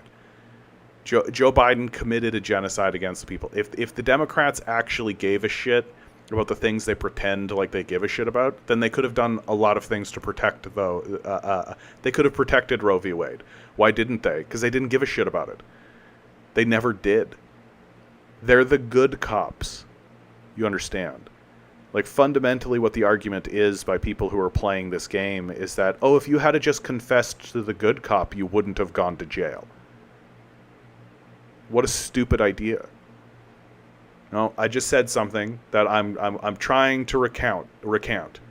And I'm making a pledge to myself and a promise to myself, and I'm saying it in front of all of you now, because you've all heard me say it, and I've said before that I'm not going to stop, but I have come and I've seen the light. I have had a come to Jesus moment. I will not use the word stupid again. I will remove from my lexicon, and I will remove from my discourse, and I will remove from my vocabulary the word stupid. I will find new language. I will articulate myself at a higher level and hold myself to a higher standard. Thank you. It's just such an easy word to use. That's the thing. It's just so easy. Vfro writes, Trump is bad, but he advertises exactly what he is. He can't help it. The danger of neolibs like Biden, they are wolves and sheep in sheep's clothing. They pretend to care and lead you down an corrupting path to hell and slaughtering and usury of innocence. Yeah, exactly. That's exactly right. I've actually made the argument in the past that liberals and the Democrats are more dangerous than Republicans because because they are a wolf in sheep's clothing. They lie to you about what they are. They're deceptive, right?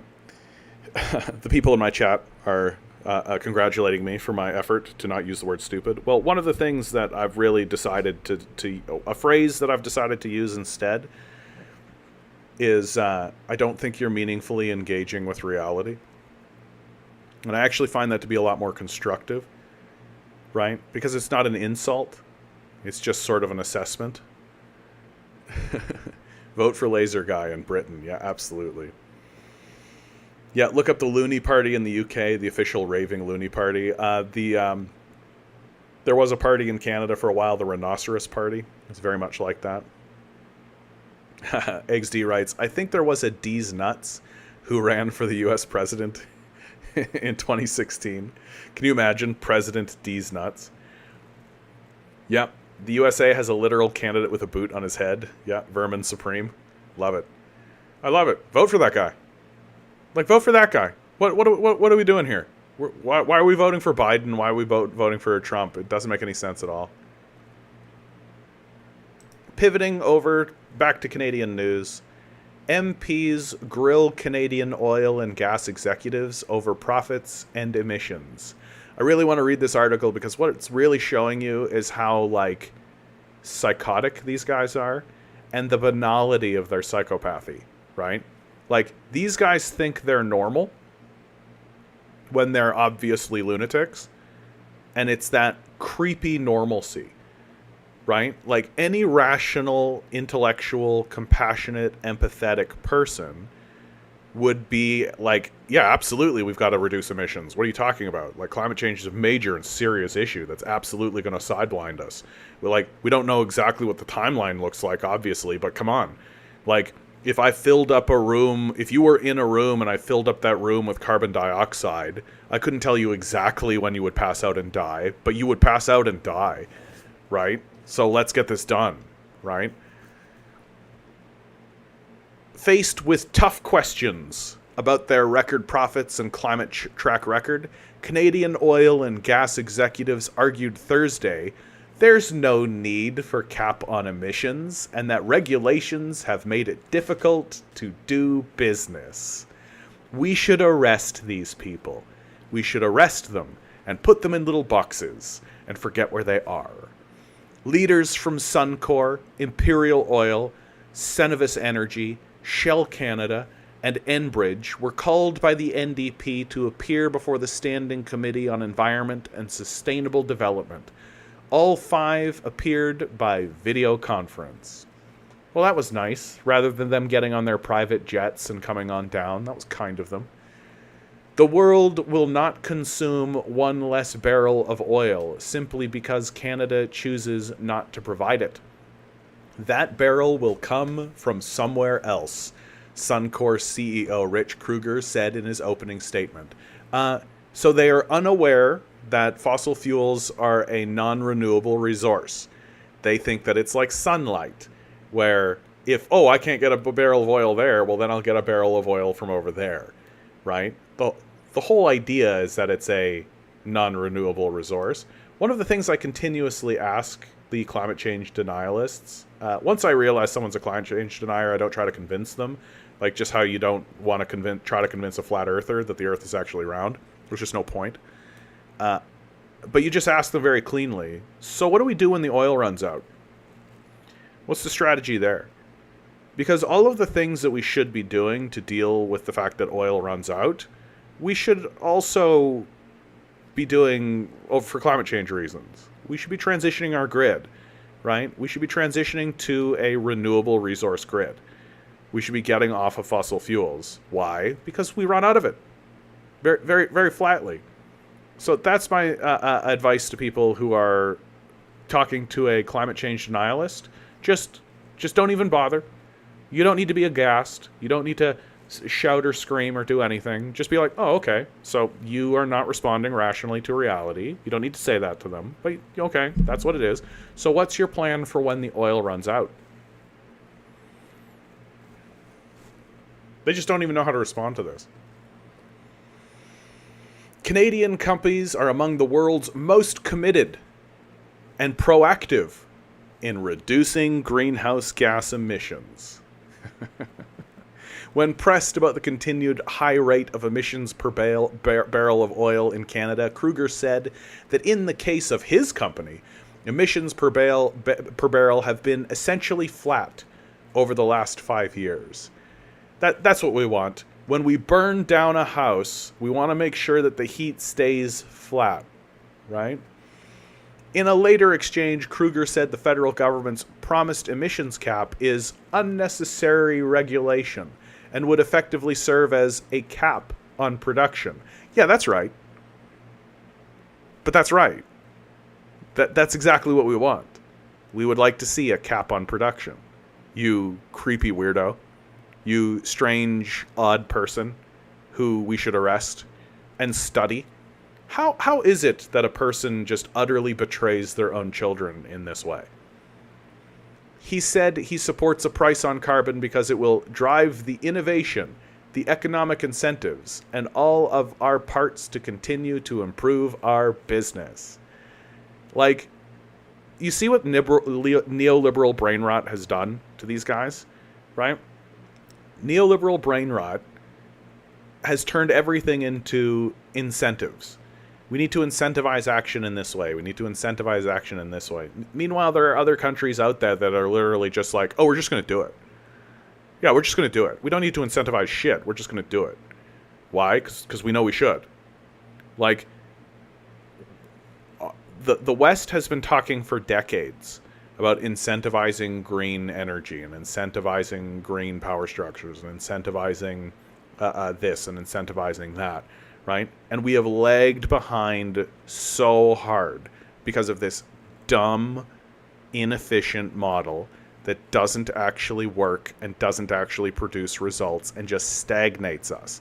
Meanwhile, China produces 80% of the world's solar panels. Why? Because they just did it. They just went, you know what we should do? Produce solar panels. So you know what we're going to do? Produce solar panels. We're going to produce all these solar panels. Solar panel time. Solar panel time. Like, just do it. Right? Just do it. Why is this a problem? Oh, it's a problem because it doesn't maximize profits for shareholders. Right? It's a problem because the bourgeoisie doesn't give a shit about it. That's the problem. Oh, why do we care what they think? You know what we should do? We should arrest them. Yeah, we should arrest them. We should incarcerate them. We can put them all in the same building so they can all complain to one another about how unjust this whole thing is. Hey kids, gather round. Solar panel time. Brad Corson, CEO of Imperial Oil, also said an emissions cap is unnecessary. Wow, it's almost like there's a consensus. It's almost like these psychopaths have a consensus that the destruction of the human species is necessary so that they can have an extra dollar. There's plenty of other vehicles and requirements in place, Corson said. Yeah, because they're super working. I've worked all over the world, and Canada has one of the most stringent regulations of the places that I worked in. Oh, everybody else is beating the shit out of that person, so when I beat the shit out of them, right, it's fine. NDP presses oil execs on profits. One of the most heated moments came during an exchange between Kruger and Laurel Collins, the NDP environment critic. Collins put a question to Kruger. She said many Canadians have told her they want answered, given the sector's contribution to the climate crisis and its massive profits. How do you sleep at night? Kruger replies, I appreciate your desire to create headlines, point fingers, and attempt to villainize the industry. You can't villainize the industry. The industry is villainous. Like, you can't villainize something that is villainous. Like, you guys are literally working to destroy the species. On purpose, it looks like. Right? But what I would say when you do that, you're actually attacking hundreds of thousands of Canadians who work hard to provide energy to this country. Right? Not too much different. Like, there's a book called The Banality of Evil, right? Where they did a bunch of interviews with Nazis after World War II, and they essentially found out that most people who were operating within the Nazi apparatus were just, like, normal. That they didn't hate the Jews. They didn't care, right? They just literally were like, yeah, we're just hardworking people. This is what the economy was structured to be, and I'm trying to, feed my family, right? And they want me to, I just stand here and a guy comes up in front of me and I check a box.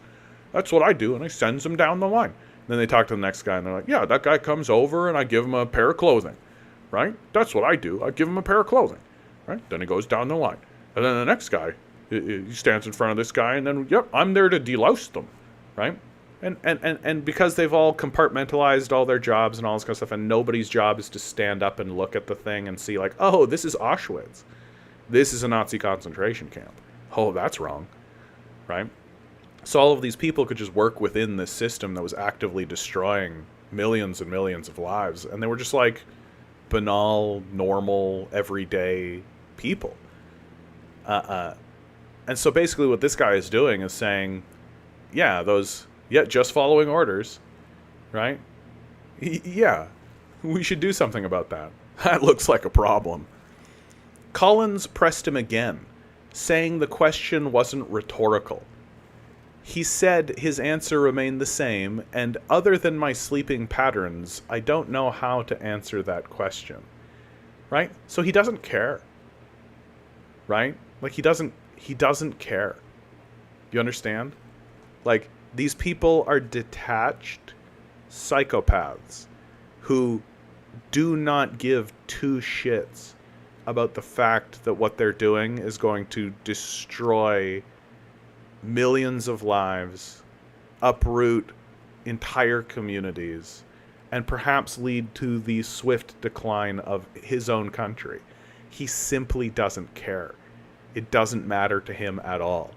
That what he's going to do once these things start to actually occur and manifest in reality is just retreat to Jeffrey Epstein's pedophile island, where he has sex with little girls and shit. That's what they're all going to do. Mark Zuckerberg's going to go to his underground bunker. What's his name? Elon Musk is going to go to Snailbrook. But they all have a plan. They all have an exit strategy, and you're not part of it. Right? You're just not part of it. In 2022, oil and gas extraction companies made $270 billion in total revenue and $63 billion in profits in Canada, according to Statistics Canada. Given their high earnings at a time when many Canadians struggle to make ends meet, major oil and gas companies should be subject to an excess profits tax, as banks were in the past, Collins said at a news conference earlier on Thursday. The revenue could be used to invest in climate solutions and make life more affordable to Canadians, she said. John McKenzie, CEO of Cenovus, stressed the cyclical nature of the oil and gas industry and said recent record profits followed some lean years. What a fucking joker, man. These guys should go to jail, right? Anybody, I just don't think it should be controversial at all. It should be a completely uncontroversial position that these CEOs should absolutely go to jail. They just continuously stand up and say the most psychopathic shit in front of us. The industry should at least be nationalized. These guys should be taxed into oblivion, right? At the very least. At the very, very, very least. But that's not going to happen, right? Because the politicians are funded by these guys. And after, when Justin Trudeau leaves office, he's going to go work for one of these guys. That's what's actually going to happen. A strong oil and gas sector is good for Canadians, he told the committee. Conservatives like Alberta MP Damien Carrick defended a sector he says underpins the national economy and employs more than 400,000 Canadians. It boggles my mind how Liberals, NDP, and the Bloc can sleep at night when they want to put my constituents out of work, Carrick said. Just like hostage taking, right? Hostage taking of the highest order, right? Look at all the serfs I have. Look at all the slaves I have. If you actually incarcerated me and taxed me out of existence and nationalized me, then what would all the slaves do? Promises but no clear plan, critics say. Oil and gas production remains the largest source of climate pollution in Canada, accounting for more than 30% of the country's greenhouse gas emissions. Since 2005, emissions from that sector have increased 11%, the largest increase recorded by any economic sector in the country, according to the Calgary-based Pembina Institute. By comparison, emissions from other industrial sectors, such as electricity production, fell over the same period. Today's testimony is a reminder that additional regulation is urgently needed if Canada's oil and gas sector is going to meaningfully reduce its emissions, MC Bouchard, Oil and Gas Program Director at Pembina, said in a statement. Repeatedly promising to reduce emissions and actually reducing emissions are not the same thing. Salome Sain, a climate campaigner for Greenpeace Canada, said in an email that the executives evaded every question about their responsibility in fueling the climate crisis, and the costs of climate inaction, while refusing to commit to any specific investments in reducing emissions or renewable energy. The testimony came a day after the United Nations Secretary General Antonio Guterres accused fossil fuel companies of delaying climate action with lobbying, legal threats, and massive ad campaigns. He called on countries and companies to stop running fossil fuel advertisements. Guterres pointed to new scientific research that found greenhouse gas emissions needed to decrease by 9% each year until 2030 to limit warming to 1.5 Celsius above pre-industrial levels.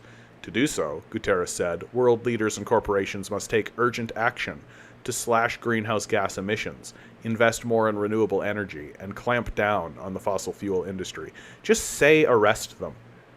Like, I don't get this. I don't know why we're dickering. Arrest these people. They are obviously criminals. They're obviously psychopaths. They obviously have murderous intent. Like, and it's so obvious. Like, it feels like I'm living in a society where Jason Voorhees is just walking around stabbing people to death in front of everybody, and everybody's going, man, we should really do something to disincentivize all of these stabbings, right? And he's just stabbing people to death right in front of you. And it's like, we should write a letter to our congressperson, right? Like, I'll put a fine point on it. If something bad were to happen to these people, I would read about it here and celebrate it. And I don't care what it is that's bad that happens to them. If they had a heart attack, if they take a submarine down to the bottom of the ocean and it implodes, if one person does another thing to another person, I'm fine with all of that. These people are psychopathic, mass murdering, like, killers. Bad things should happen to them.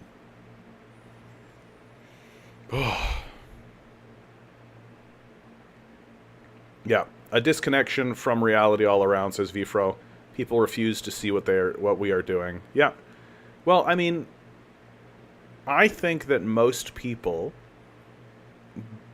don't even attempt to have a larger meta perspective of what's going on around them. That most people really are just sort of reacting, that they're just kind of waking up, doing what they're doing in the world around them, making the best of what it is they can do. They're very susceptible to propaganda that tells them just work harder, right? Just work harder. It'll work out. Everything will be fine, right? And everybody has like that one example of that one person who's just working hard and did manage to make it all happen, even though there's hundreds of thousands of examples, if not millions of examples of that failing for everybody else. And there's this inability or lack of desire amongst the system to actually get people to sit down and actually be like, hey, we should have kind of a larger conception of what the society looks like and what's going on and how that can actually connect. Like, most people don't even know what state is next to theirs, right? The idea that people are going to connect to climate change in a really meaningful way and have a deep understanding of what that actually means, I don't think is a realistic expectation of the vast majority of the public, right? Like, and that's just like the hard truth of it. And that's not their fault, incidentally. I'm not saying that of them to be like, wow, what a bunch of dumbasses, right? I'm saying it that we have a structural issue at play where we are kept illiterate and dim-witted on purpose. That it takes a lot of personal commitment and a lot of personal effort to actually try to know something about these subjects. And there's this movement even. Like, what do you think people are saying when they say wokeness, right? Like, apart from the obvious racism aspect of it, right? Because if you replace the word woke with black, it makes a lot of sense. But there's a genuine anti-intellectualism that exists. And a decrying of actually knowing something about the world around you, right? There's like a praise of illiteracy, and a desire to uphold that illiteracy, and a lot of fear mongering surrounding the concept of knowing something about subjects, right? Like you saw a lot of that happen through the COVID period, where experts were essentially ignored entirely by huge sections of the public. And the concept of an expert has actually been completely denigrated and completely destroyed. And it's not for bad reasons, right? There are lots of people who are quote unquote experts in the society who end up being just tools of capital, basically, right? Who end up being total frauds, even though they were promoted and put in front of us as being the top of their field and experts in their field. Like, all of these neoliberal hacks, these neoliberal frauds who came in front of us and told us that the wealth was going to trickle down, we were told they were experts. Look where that got us. Like, look where we are. And so there's a really nasty anti-intellectual line that exists within Western culture where we're almost praised for being stupid. I know I just said I wouldn't use the word stupid, but that's what it is. We're praised for it. And we keep venerating people who have no reason to be at the top of our society. Like, why is Kim Kardashian even, why do we care? Like, what are you talking about? She literally just made a sex tape. That's it. That's it. And like, you know, like, I'm fine with this. Like, I am. Like, I'm fine. You want to make a sex tape and you want to, like, send a sex tape into the world and have everybody look at you and be like a sex icon? Knock yourself out. Why are you a billionaire? That doesn't make any sense at all. Like, what are you talking about? And we all, like, keep looking at her. And when she says stuff, we're all just like, oh, Kim Kardashian said it. That's a serious thing. This serious moment that we're all having right here. Like, what?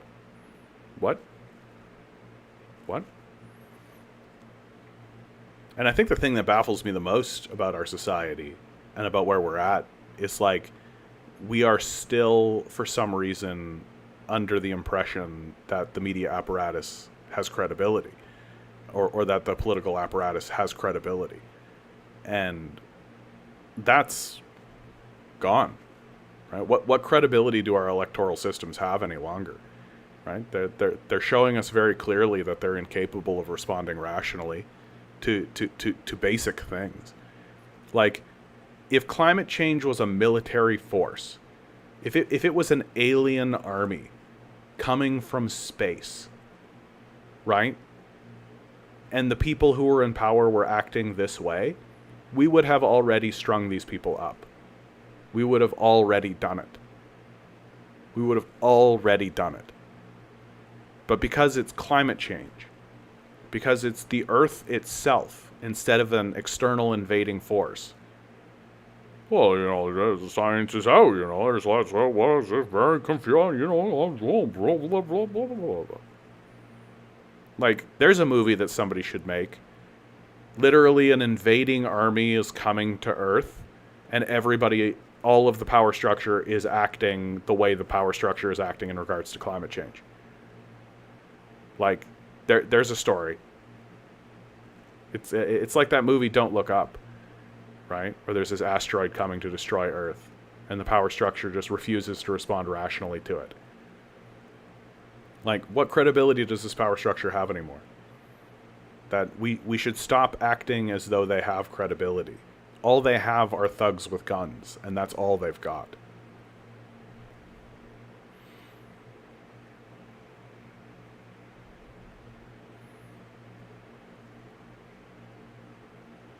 Vifro writes, Cardi B, Kim P. Diddy, subvert youth to idiocy and the idea of luxury and the pursuit. Yeah, and that's life, right? Like, that's life, right? Like, it's like Andrew Tate with the Bugatti. You got to get a Bugatti. Bugatti. No, nobody's going to respect you if you don't have a Bugatti. You got to money up, right? Got to money up. Make sure you pursue a thing that we ourselves are responsible for printing, and then withhold to create false scarcity, right? It's not a game. It's not a fake thing. What are you talking about? No, money is the center of power, right? Certainly not the means of production, which is why we ship that overseas. And of course, from the Wall Street Journal, I love watching the power structure scratch its head like this. Because, like, sometimes it's pretty obvious that they're playing dumb, but sometimes I think they are actually like, wait a minute, hold on a second, hold the phone. We got to publish a big giant article to answer a question that anybody under the age of 40 is like, yeah, you've absolutely destroyed us. So of course suddenly there aren't enough babies. The whole world is alarmed. The entire power structure is like, oh my goodness, nobody's having any kids after we absolutely destroyed them. Man, I stabbed a man and he died. What could have killed him? I stepped on a person's head and they stopped moving. I don't understand. What happened? I put a man in a room with no food or water and then he died, and I don't understand. What could have happened? Like, it's either they're playing dumb or they're too stupid to understand. I said it again. Right? But it's true. Like, it's either they're playing dumb or they are actually this dumb. Birth rates are falling fast across countries with economic, social, and geopolitical consequences. The world is at a startling demographic milestone. Sometime soon, the global fertility rate will drop below the point needed to keep population constant. It may have already happened. Fertility is falling almost everywhere. For women across all levels of income, education, and labor force participation, the falling birth rates come with huge implications for the way people live, how economies grow, and the standings of the world's superpowers. In high-income nations, fertility fell below replacement in the 1970s and took a leg down during the pandemic. It's dropping in developing countries too. India surpassed China as the most populous country last year, yet its fertility is now below replacement. Reminding everybody that China decreased its population growth on purpose because of the one-child policy. The demographic winter is coming, said Jesus Fernandez Villaverde, an economist specializing in demographics at the University of Pennsylvania.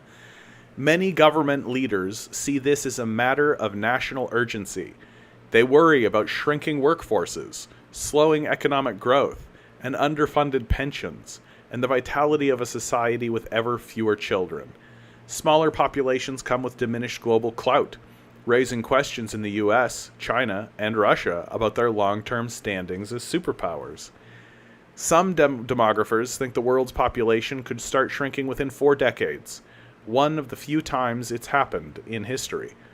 Donald Trump, this year's presumptive Republican presidential nominee, has called collapsing fertility a bigger threat to Western civilization than Russia. That's because Trump's Putin's buddy. Trump wants to be a friend of Russia. He just wants to be buddies with Russia. Like, I've never understood this line, by the way. Like, don't you want to be friends with other nations? I don't understand. Like, what's with the antagonism? You know, like, if you knew a guy who talked about you the way that the Americans talk about the Russians, you would have taken out a restraining order against him. Like, not a good neighbor. A year ago, Japanese Prime Minister Fumio Kishida declared that the collapse of the country's birth rate left it standing on the verge of whether we can continue to function as a society. Italian Prime Minister Giorgia Meloni has prioritized raising the country's demographic GDP. Governments have rolled out programs to stop the decline, but so far they've barely made a dent. I wonder what programs, right? It's probably like, yeah, if you work 60 hours a week, we'll give you a loo day so that you can get bred by a breeding robot.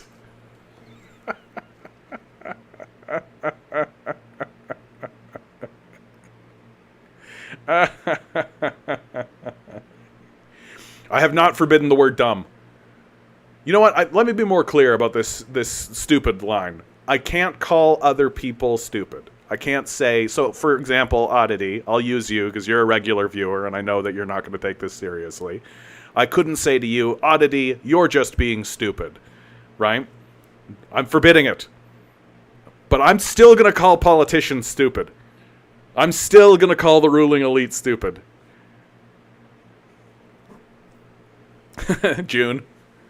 John, since you're a communist, I demand that you answer for the crimes of the Soviet Republic of soldiers and fortress builders of the Nassar. You're right, dude. I absolutely need to have serious conversations about things that happened 100 years ago, for sure. Yeah, and just me, right? My nephews are almost 23 and my niece is 19, and they have all said they don't want to bring kids into the world and can't afford it if they wanted them. Yep. Everybody I know who's had kids has had 2, right? And that's just not enough. Like, because there's so many people who are not having any kids, and the only people who are having kids are having at most 2, yeah, it's going to put us into decline. And why is it happening? Anybody will tell you. Walk up to literally anybody in the street, put a mic in front of them and say, hey, why do you think the population is in decline? Or they're going to say, because everything's crazy. Because the capitalist class has absolutely destroyed this place and made it uninhabitable. Like, you can't roll out policies of destabilization and then be shocked when the result of those destabilizing policies is that people are destabilized. Like, that's essentially what I'm looking at here. That the Federal Reserve and the Bank of Canada for fucking decades now have been screaming at us at the top of their lungs that their policy is to destabilize the workforce and make things worse for us, to commit policies of austerity, to destabilize our lives in order to drop our wages lower, to incentivize investment. We'll incentivize investment, and that will lead to growth of certainly not just the 1% and the bourgeoisie's pockets. It will make growth for you as well as you experience inflation that chews away your purchasing power. We're very smart people. Why are people not having babies? I don't understand. Why are people not having babies? In 2017, when the global fertility rate, a snapshot of how many babies a woman is expected to have over her lifetime, was 2.5, the United Nations thought it would slip to 2.4 in the late 2020s. Yet, by 2021, the UN concluded it was already down to 2.3, close to what demographers considered the global replacement rate of about 2.2. The replacement rate, which keeps populations stable over time, is 2.1 in rich countries, and slightly higher in developing countries, where fewer girls than boys are born and more mothers die during their childbearing years. While the UN has yet to publish estimated fertility rates for 2022 and 2023, Fernandez Villaverde has produced his own estimate by supplementing UN projections with actual data for those years, covering roughly half the world's population. He has found that the national birth registries are typically reporting births 10 to 20% below what the UN projected. For those of you who are just listening, we're just looking at a quick graph, and basically it's line trends downward. Like, if maybe it's flat for a second, and then it goes down, and then it just goes down, and then down. China's a little bit different because they literally did like a one-child policy. They reduced their population base on purpose, but they're also experiencing a downward trend. South Korea down, Hungary down, and then plateau, and then a little up, and then down. Japan down, plateau, down. China reported 9 million births last year, 16% less than projected in the UN Central Scenario. In the US, 3.59 million babies were born last year, 4% less than the UN projected. In other countries, the undershoot is even larger. Egypt reported 17% fewer births last year. In 2022, Kenya reported 18 fewer. Guys, I'm going to tell you. Right now, they're just setting the stage, okay? This is the New York Times, right? They're just is this the New York Times or the Wall Street Journal? Well, what am I even reading? The Wall Street Journal. This is the Wall Street Journal, right? So they're going to set the stage. I'm really in this article, and stick around for this article for when they finally get, what are we going to do about it? Okay, why is it happening? What are we going to do about it? That's what I'm really looking forward to, because it's going to be so blisteringly out of touch. It's going to be just amazingly detached from reality. I give it like a 10% chance that these guys are going to say anything that's actually rooted in any kind of reality that anyone's actually experiencing. Like, the capitalist class has detached itself from reality completely. And I'm so looking forward to getting to the point where they start saying, like, so why is this happening? So what can be done? Oh, I'm so here for it. I'm like ready to see the dimwits really struggle to be like, well, I guess we could, you could raise everybody's wages, make it easier for everybody to get a home, maybe give more people time off, maybe make it so that everybody has, like, stability, maybe stabilize the economy. No? None of those things? I bet you the solution they'll come up with is something like, we need forced birthing programs. Fantastic. In 2017, the UN projected world population, then 7.6 billion, would keep climbing to 11.2 billion by 2100. By 2022, it had lowered and brought forward the peak to 10.4 billion in the 2080s. That, too, is likely out of date. The Institute for Health Metrics and the Evaluation of the University of Washington now thinks it will peak around 9.5 billion in 2061, then start declining. I don't know, man. Humanity had a fine run, right? We just found oil and lost our minds, right? Like, we're just a bunch of drug addicts, and we're just gonna careen into our own destruction and devastation, and we fucking deserve it. It's great. In the U.S., a short-lived pandemic baby boomlet has reversed. The total fertility rate fell to 1.62 last year, according to provisional government figures, the lowest on record. Had fertility stayed near 2.1, where it stood in 2007, the U.S. would have welcomed an estimated 10.6 million more babies. Since, according to Kenneth Johnson, senior demographer at the University of New Hampshire, in 2017, when the fertility rate was 1.8, the Census Bureau projected it would converge over the long run to 2.0. It has since revised that down to 1.5. It has snuck up on us, said Melissa Kearney, an economist at the University of Maryland specializing in demographics.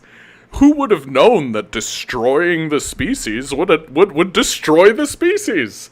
We just assumed that destabilizing everybody and robbing everybody and causing problems for everybody and laying everybody off and plunging their wages and raising prices and destroying everybody would increase fertility rates somehow. A second demographic transition. Historians refer to the decline in fertility that began in the 18th century in industrializing countries as the demographic transition. As lifespans lengthened and more children survived to adulthood, the impetus for bearing more children declined. As women became better educated and joined the workforce, they delayed marriage and childbirth, resulting in fewer children. Now, said Spears, the big picture fact is that birth rates are low or falling in many diverse societies and economies. Some demographers see this as part of a second demographic transition, a society-wide reorientation towards individualism that puts less emphasis on marriage and parenthood and makes fewer or no children more acceptable. I mean, there's truth to that, actually. Like, that's not a lunatic thing to say, that we are more selfish, right? Selfishness is at the core of the capitalist ethos, right? I make the argument, for those of you who are listening for the first time, I make the argument that capitalism is a death cult, right? That's the name of the piece, right? Capitalism is a death cult, and that the second pillar of worship within the capitalist death cult, which is a religious ideology that economists are priests, is the worship of the self, right? That we are taught to be as selfish and self-interested as possible, and the result of that is that people are not interested in having kids. Right? Because they don't give a shit about a future generation or a society or a culture or any of that kind of stuff. They care about Bugattis for themselves, right? So there's something to that, actually. It's nice that there are other people out there that are going, yeah, like, the system of capital is a selfish system that teaches people to be selfish brats, right? And here's the result. In the U.S., some thought at first that women were simply delaying childbirth because of lingering economic uncertainties from the 2008 financial crisis. I love that. They're just like, oh, people are just going to delay because they have lingering uncertainties about this singular moment in time. Certainly not lingering uncertainties about the entire fucking system, right? Certainly not lingering uncertainties about the oh, we're electing Nazis and fascists. Literally, countries are shaking nuclear bombs at each other. Well, better bring a kid into this. In research published in 2021, the University of Maryland's Kearney and two co-authors looked for possible explanations for the continued drop. Here we go. Looked for possible explanations for the continued drop. Here we go, guys. We're going to see. Are these guys fucking lunatics? Or are they actually rooted in some kind of reality? I mean, they're definitely not going to nail it, because that would mean actually saying things that their capitalist owners don't want to hear. They found that state-level differences in parental abortion notification laws, perfect, unemployment, Medicaid availability, housing costs, contraceptive usage, religiosity, childcare costs, and student debt could explain almost none of this decline. We suspect that this shift reflects broad societal changes that are hard to measure or quantify, they conclude. So they have no fucking idea, right? They have no goddamn idea at all. Kearney said while raising children is no more expensive than before. What? Whoa. Whoa. Kearney said, get this. Holy shit. Kearney said while raising children is no more expensive than before.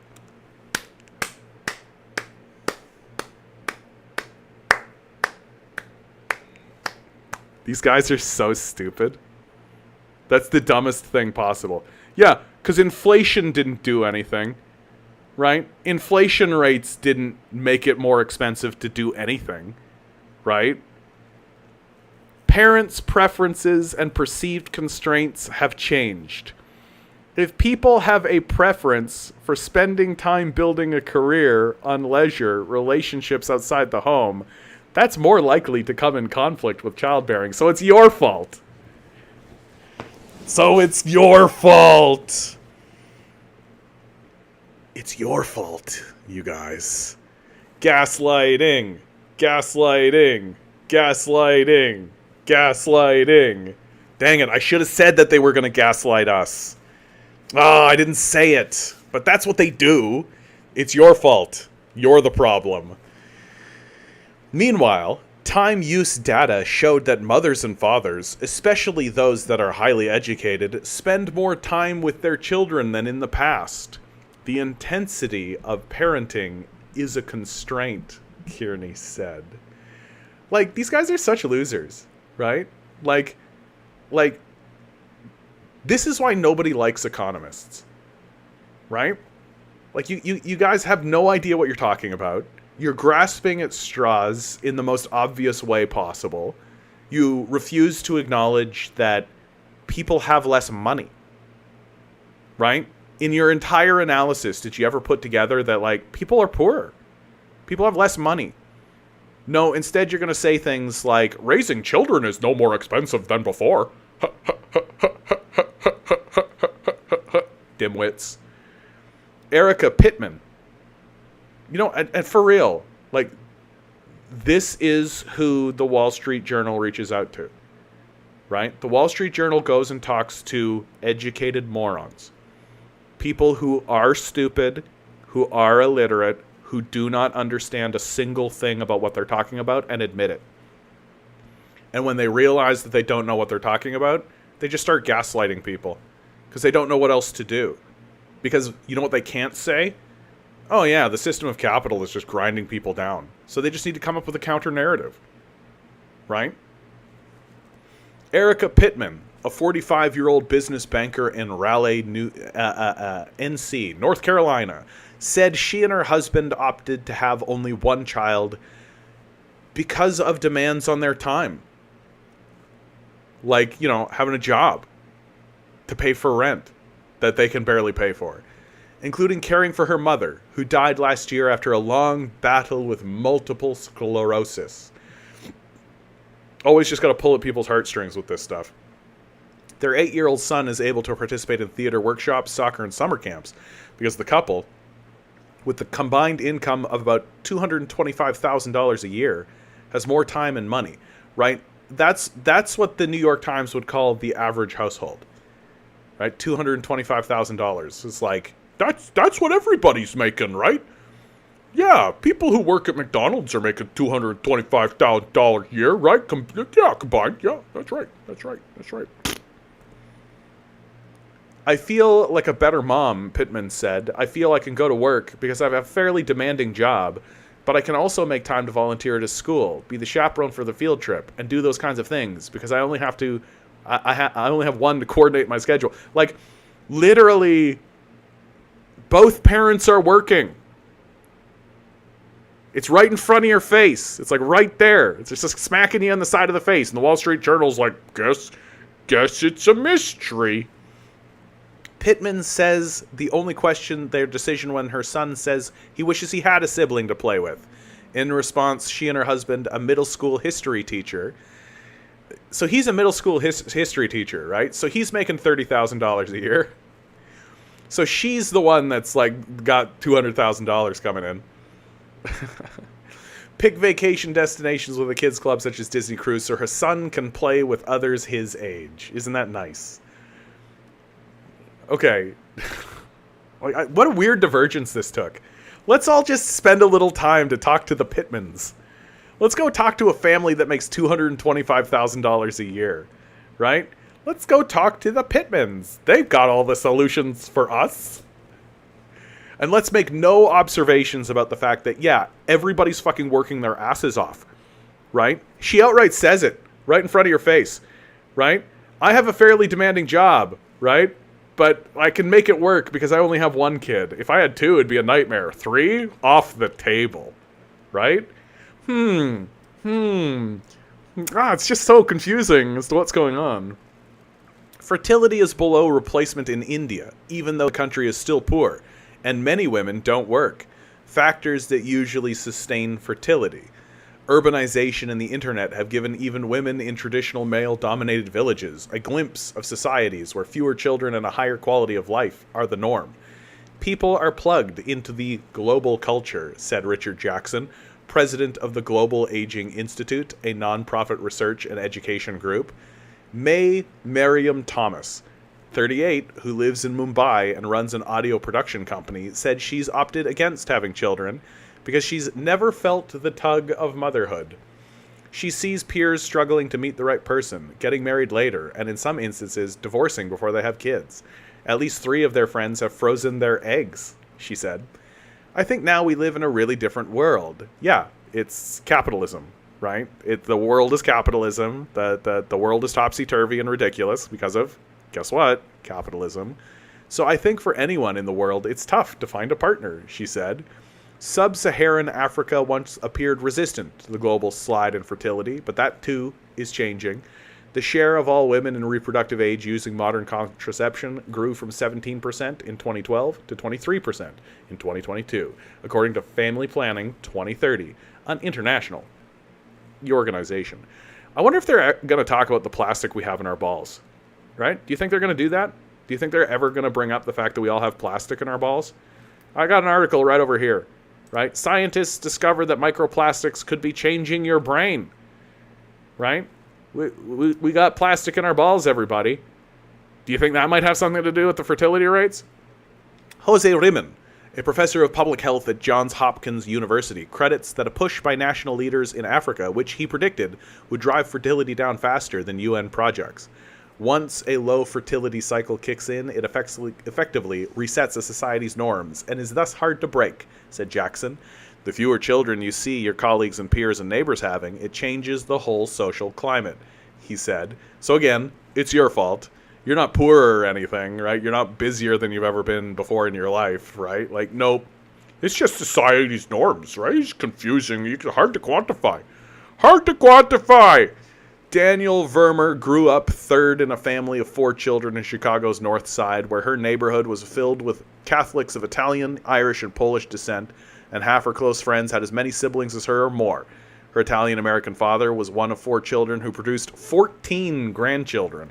Now her parents have 5 grandchildren, including Vermeer's 2 children, ages 4 and 7. The 35-year-old, who's the co-founder of a fashion thrifting app, said that before setting out to have children, she consulted dozens of other couples in her Catholic church to read at least 8 books on the subject, including one by Pope Paul VI. She and her husband settled on 2 as the right number. The act of bringing a child into this world is an incredible responsibility, she said. Governments have tried to reverse the fall in fertility with pro-natalist policies. Here we go. This is where it's going to get really stupid. Perhaps no country has been trying longer than Japan. After fertility fell to 1.5 in the early 1990s, the government rolled out a succession of plans that included parental leave, that's nice, and subsidized childcare, that's kind of nice, right? Still upholding the system of capital, but sure, we'll give you a little bit of time off so that you can spend a little bit of time with your child before you have to abandon them to the mechanisms of capital, right? Like, I've actually seen this. There's a young lady who works in the place that I work, and she had a kid, and she got to go. And when she came back, she was like, she lamented it. She was just like, I despise that I have to come back here and spend any amount of time when I have a child at home. I could be taking care of that child. How about we subsidize mothers? No, not interested. Tough to say why fertility keeps falling. In 2005, Kuniko Inoguchi was appointed the country's first minister responsible for gender equality and birthright. The main obstacle, she declared, was money. Holy cow, they did it! Everybody! Oh my god! Oh, hold on. Oh, I'm dizzy. Oh, I'm dizzy. Okay, it took him how many pages? How long did it take? We're like 30% of the way through the article. I feel like we just went through, like, rolling up, back up to the top of the article. It's like page after page after page. Pictures of these guys, the Pittmans, right? We've got charts. Here's a picture of this young lady reading a book, right? People in doctors' offices. Another chart. Down we go. In 2005, Kaneko Inoguchi was appointed the country of Japan's first minister responsible for gender equality and birthright. The main obstacle, she declared, was money. People couldn't afford to get married or have children. Japan made hospital maternity care free and introduced a stipend paid upon birth of the child. Japan's fertility rate climbed from 1.26 in 2005 to 1.45 in 2015. But it started declining again, and in 2022 was back to 1.26. This year, Prime Minister Fumio Kishida rolled out yet another program to increase births that extends monthly allowances to all children under 18 regardless of income. Yeah, a basic income or a child care credit, right? We here in Canada have done the same thing. Free colleges for families with 3 children, and fully paid parental leave. Inoguchi, now a member of Parliament's upper house, said the constraint on would-be parents is no longer money, but time. She has pressed the government and businesses to adopt a 4-day work week. She said, if you're a government official or manager of a big corporation, you should not worry over questions of salary now. But that in 20 years' time, you will have no customers, no clients, no applicants to the self-defense forces. Dude, I love that it took them forever to get here, and I love the image of, like, somebody reading the Wall Street Journal just being like, the constraint is money and time? What? What? Oh, these millennials are so selfish. Hungarian Prime Minister Viktor Orban has pushed one of Europe's most ambitious Natality agendas. Natality. I'm sorry. I feel like I've gotten myself in a silly mood reading this. Right, it's a silly mood, right? Natality. Last year, he expanded tax benefits for mothers so that women under the age of 30 who have a child are exempt from paying personal income tax for life. That's on top of housing and childcare subsidies, as well as generous maternity leaves. Just pay mothers. Just pay mothers. Pay them. Say, hey, do you want to have kids? We'll pay you. We'll give you money. Like, make motherhood a job. And respect it. Like, I'm like, for these guys that are always talking about incentive structures and all this kind of stuff, it's just like, it's like a bridge too far for them. They're just like, no, we can't possibly acknowledge that being a mother is actually a job that people need to do, right? No, we can't possibly acknowledge the reality of that thing. No. What we'll do is we'll give mothers a little bit of time to recover from childcare and childbirth, but then they got to go back to the mines, right? They got to go back to the workforce, and then we'll take their child away from them and put them in a daycare so that someone else can raise their child, and we'll pay that person to raise their child for them. Do you see how dumb this all is? Do you see how convoluted and pathetic the system of capital is? You want moms to have babies, and the issue is time and money. Pay them and say, there you go, you now have babies. There you go. Pay them. You're not going to, obviously. Yeah. Natality. Exactly. Peanut Butter Beatrice gets it. Oh, my God. Oh, my God, dude.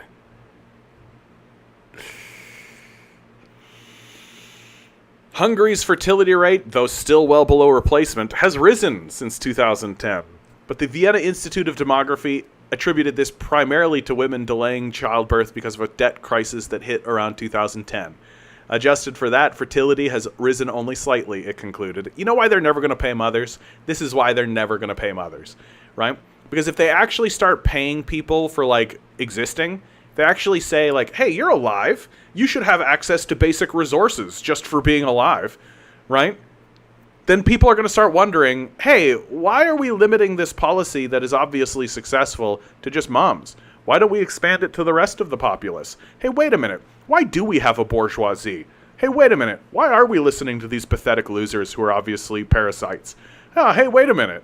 Right? You see why they're never going to do these things? You see why we're just going to be in this perpetual decline? Because we're constantly needing to run past a group of vampiric psychos our ideas for how our society should be run. And there's consequences for that, right? There's negative consequences for having to bend the knee to psychopaths every single time we want to feed a baby. Because they often say no. In the U.S., while state and federal legislators have pushed to expand child care subsidies and parental leave, they have generally not set a higher birth rate as an explicit goal. Some Republicans, though, are leaning in that direction.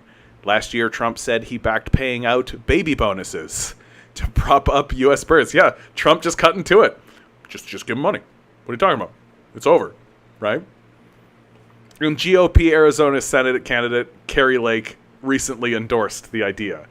Republican Senator J.D. Vance of Ohio said falling fertility matters beyond the economic pressures of a smaller labor force and underfunded Social Security. Do you live in communities where there are smiling, happy children, or where people are just aging? He said in an interview. Lack of siblings and cousins, he said, contributes to children's social isolation. That's what capitalism does, baby. Capitalism's all about social isolation.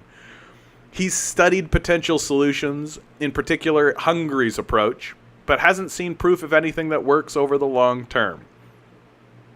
The Institute for Health Metrics and Evaluation found little evidence that pronatalist policies lead to sustained rebounds in fertility.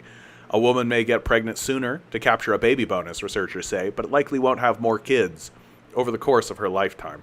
And, like, Also, like, the planet is cooking, right? You ever notice this? Right? That the planet is cooking? Ryan Sentry over on Twitch says, "Hey, you're from Canada too?" Yes, I am, my friend.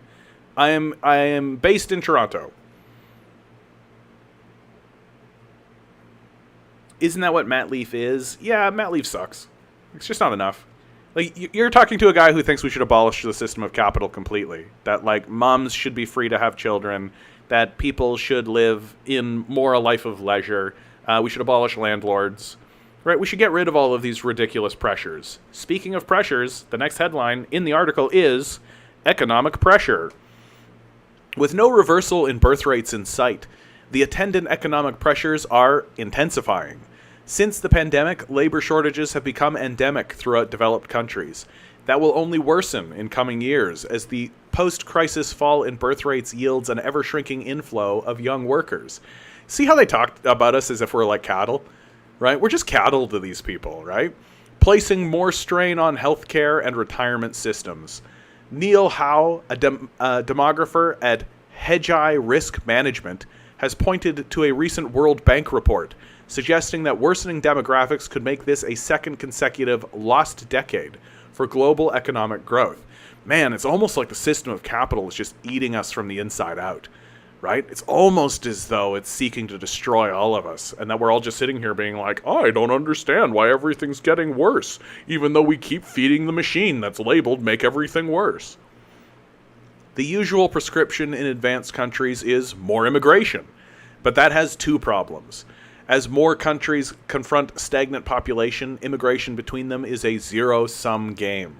Historically, host countries have sought skilled migrants who enter through formal legal channels, but recent inflows have been predominantly unskilled migrants, often entering illegally and claiming asylum. Man, the dehumanization language, eh? Just straight up. Skilled migrant. Unskilled migrant. Like, they're just like little pegs and cogs to be slotted in, like it's a video game for these people. Like they're playing a video game, like they're playing like a civilization game. They're just like, well, I've got all of these migrants, and I'm just going to move them here, and they have no souls, right? They've got no like emotions or anything. They're just cogs to be put into the wheel. High levels of immigration have also historically aroused political resistance, often over concerns about cultural and demographic change. Nazis. They're talking about the Nazis. A shrinking native-born population is likely to intensify such concerns. Many of the leaders keenest to raise birth rates are most resistant to immigration. As birth rates fall, more regions and communities experience depopulation, with consequences ranging from closed schools to stagnant property values. Less selective colleges will soon struggle to fill classrooms because of the plunge in birth rates that began in 2007, said Fernandez Villaverde. Vance said rural hospitals can't stay open because of the falling local population. An economy with fewer children will struggle to finance pensions and health care for growing ranks of elderly. South Korea's National Pension Fund, one of the world's largest, is on track to be depleted by 2055. A special legislative committee recently presented several possible pension reforms, but there's only a short window to act before the next presidential election campaign heats up. There's been little public pressure to act, said Sok Chul Hong, an economist at Seoul National University. The elderly are not very interested in pension reform, and the youth are apathetic towards politics, he said. It is truly an ironic situation. Probably has something to do with the fact that all of our institutions have lost their credibility, right? That they're not responding rationally to crises in the first place. Like, we're not responding rationally to the climate change disaster, right? What makes you think they're going to respond rationally to this?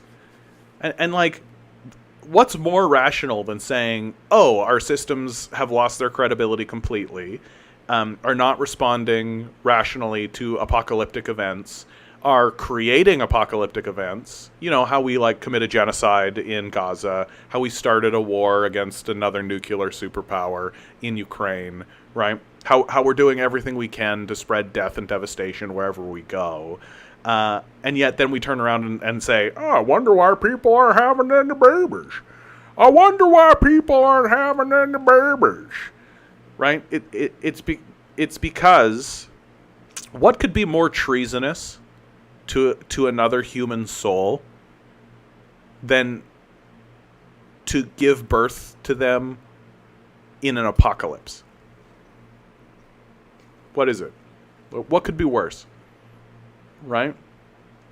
Like, my position on people who are having children in the first place is that they are pursuing a much deeper drive.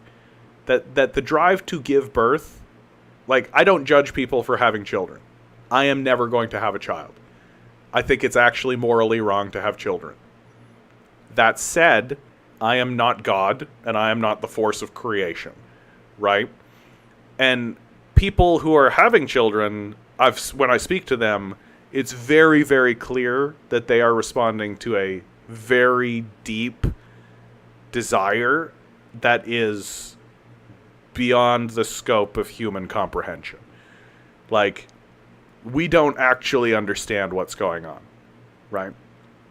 But even they are like, yeah, I'll have one or two, right? They're not going to have 100 of these kids. Because even they go, yeah, like, come on. Like, we got to be... First of all, I can't afford them in the first place, because the system of capital is a failed system that doesn't work for anybody. But then on top of that, like, even these people are like, yeah, I'm worried for the future for my children. I'm trying to set them up. Like, when I talk to my niece and my nephew, they're like, yeah, the climate change apocalypse is coming. We're aware of it. We know. He's 14. And he's like, yeah, climate change, for sure. Like, that's coming. Absolutely. Like, they're getting prepared for it.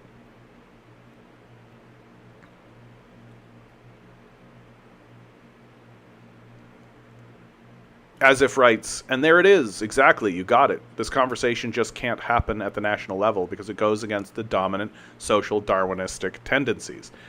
Yeah, the fucking earn it culture. Yeah.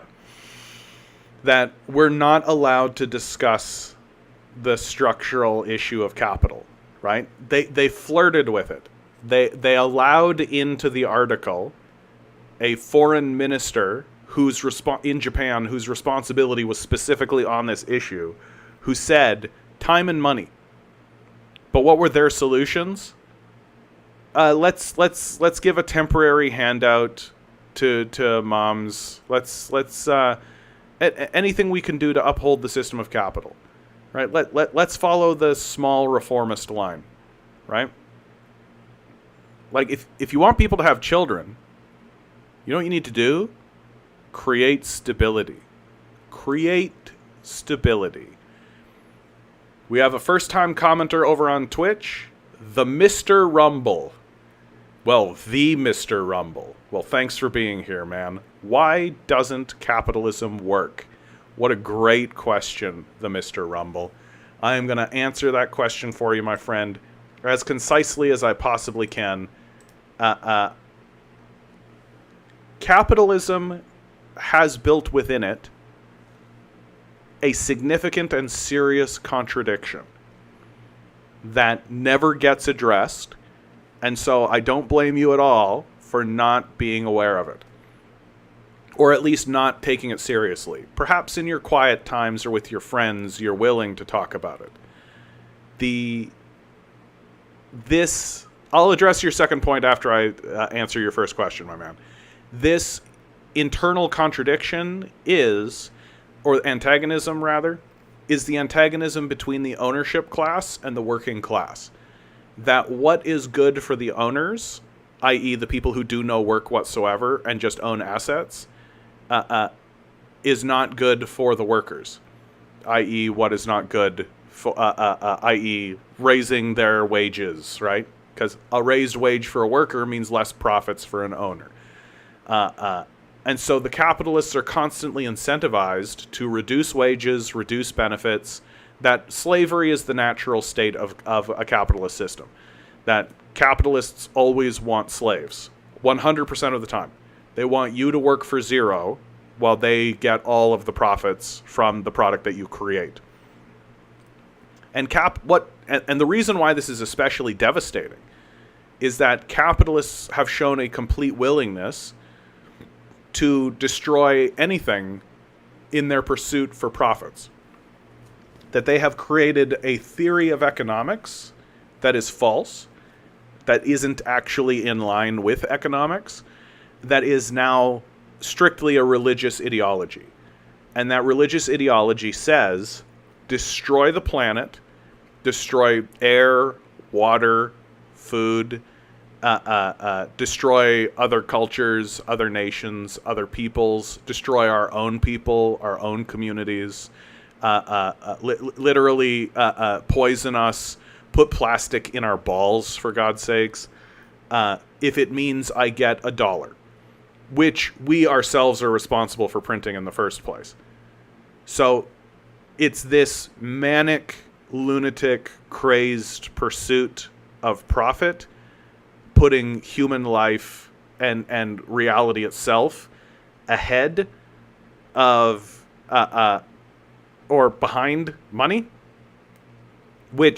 and what makes it extra lunatic is that capitalists are themselves responsible for printing money. That money isn't real. It's not an actual asset. So it's a lunatic religion, a death cult, if you will, hence the name.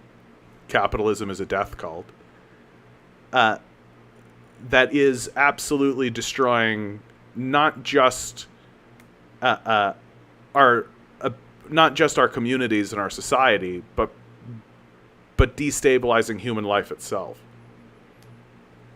So your second comment. So that first comment sounded like it was in good faith, but the second comment seems like it's kind of detaching from that, right? Which is, you know what the reality is. Socialism or communism cannot compete with capitalism, so it cannot be a good system. Stability is only in theory, not in practice. So I would argue that you probably don't know anything about communism if you're making that claim, if you're making that statement, right? That historically speaking, the thing that destabilizes communism is Nazis, right? That the system of capital and capitalist systems will not allow societies to develop alternative models, socialist models or communist models, peacefully. That's historically been the case. That if you take a look at, I'll just pick the Soviet Union, but most of the stories go like this, where there is a monarchy or some kind of ruling class that has seized control, and the workers rise up against that ruling class and depose them. Sometimes violently, but sometimes not. Sometimes there are bloodless coups, like what happened in Libya, for example.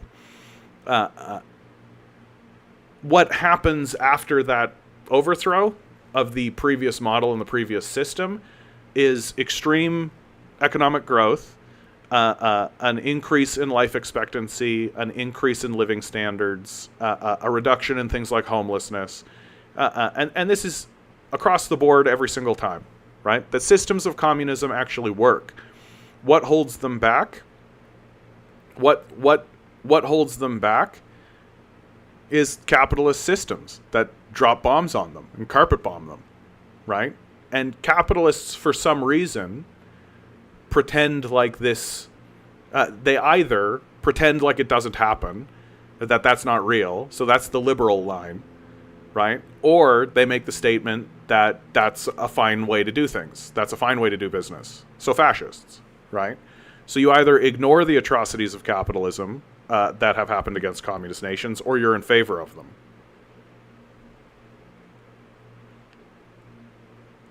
Mr. Rumble says, what difference does it make? What is good for the workers, or what difference does it make how good the system of socialism is if capitalism at its core destroys socialism or communism? So the theory, and other people are pointing out, right, socialism doesn't work because of Nazis. The idea is that ultimately, in the long term, and this seems to be bearing out, that socialism and communism will win because communism will be able to build faster than capitalism can bomb. That hasn't been true in the short term, so post World War II, for example. But as we are moving into a new phase this what's being called a multipolar world, we're seeing pretty sharply that the system of capital is running out of steam in terms of its ability to spread violence and disorder. And moreover, and I think this is very important, this is a really, really important point to understand in this line, that the violence and the despair and the destruction that capitalists spread abroad in its pursuit to destabilize the rest of the world so the rest of the world can't develop towards communism eventually turns inward. That the inherent contradictions of the capitalist system eventually force the militarism abroad to come home, where the system of capital will have to contend with itself, and that the capitalist nations will descend into an internal civil war. During that internal civil war that will happen across Europe and America, and we're seeing the pieces being put in place to make this happen. As that occurs, the entire rest of the world is going to be able to develop itself. This is literally how Mao was able to take over China. This is straight up how the People's Republic of China was founded. That while World War II was going on, the internal contradictions of capital resulting in catastrophic industrialized war, while that was going on, that gave the Chinese the breathing room that they needed in order to cast off the shackles of imperialist invaders and reclaim the country for themselves and establish the People's Republic of China. So capitalism can't actually win along those lines, along the militant line, along the militarized line. It can't actually win because eventually the militarism it tries to influence other nations with comes home, and it has to deal with itself. And we're going to see that within our lifetimes, without a doubt.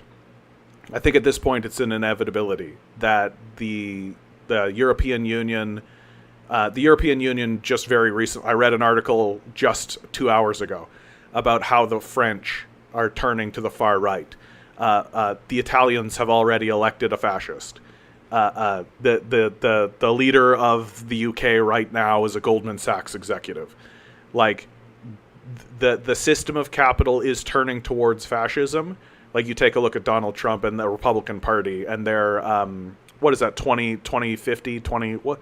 Somebody help me out with this. There's that paper that they published. Eric, if you're still listening, you know exactly what I'm talking about. You wanted me to read the whole damn thing. But they are using extremely fascist rhetoric, and as the capitalist system ceases to be able to Project 2025. Thank you, XD. Thank you, XD.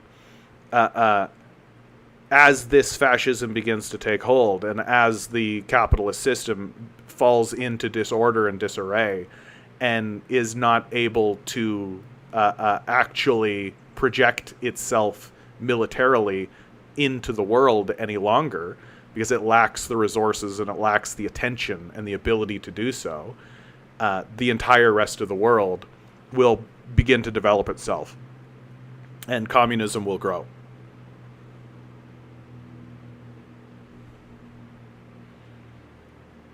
Mr. Rumble writes, there is no point in separating anything. Whatever socialism or communism was in theory, in practice, it simply self-destructs from the very existence of capitalism due to the fact that a small metal plant in a neighboring country will be 10 times cheaper than your factory in your country. I think I see what you're saying. That there will always be your argument, if I'm not mistaken, is that there will always be a proclivity of the ruling class to ship its manufacturing to a cheaper location. I think that misunderstands, that treats communist or socialist projects as if they were capitalist projects. that the shipping of manufacturing overseas is a capitalist proclivity. It's something that capitalists do. Adam Smith talked about it, and we witnessed it throughout the neoliberal period. But if you lived in a socialist country or a communist country, the workers would have a larger say about what happens to their own jobs and what happens to their own manufacturing. It's highly unlikely that people who own the means of production would be willing to ship their own jobs and their own prosperity to another nation, right? That's exactly what the capitalists did in America, because the capitalists are not actually invested in the prosperity of the nation. They're interested in profits for themselves. This is exactly what happened, incidentally, over the neoliberal period. That the American theory of economics, which is the primacy of the dollar, money, right? That the goal is to get more profits. The goal is to make more money. That's the entire goal. More money. Money, money, money, money, money. That's the point. Ruddered up against Marxist economic theory. And Marxist economic theory says the means of production is the center of power, not money. You can have all the money in the world, right? But if someone offered me ownership of a factory that produces nails or $1 million, I'm going to take the factory every single time, because that's true power. That's the real power that exists in a society, is the ability to produce things, is the ability to manufacture, is the ability to create things, the ability to manifest things into our reality, the ability to take things from the abstract space of our imagination and manifest them into our reality as tangible assets. That's real power. That's a true power. Having money is secondary to that by a large margin. Money is useful, but hardly what you should be basing your entire economic model on. And if you existed in a socialist structure or a communist structure, they're not going to just give away the means of production, because they understand that that's where power lives. And unlike a capitalist model, a socialist model or a communist model, the workers would own the means of production, right? They would be the owners of the factories. And the idea that they're going to tear apart their communities and rip them apart so that they can ship them overseas in order to streamline a process they already had control of, it seems odd. I just don't think that that's a realistic position.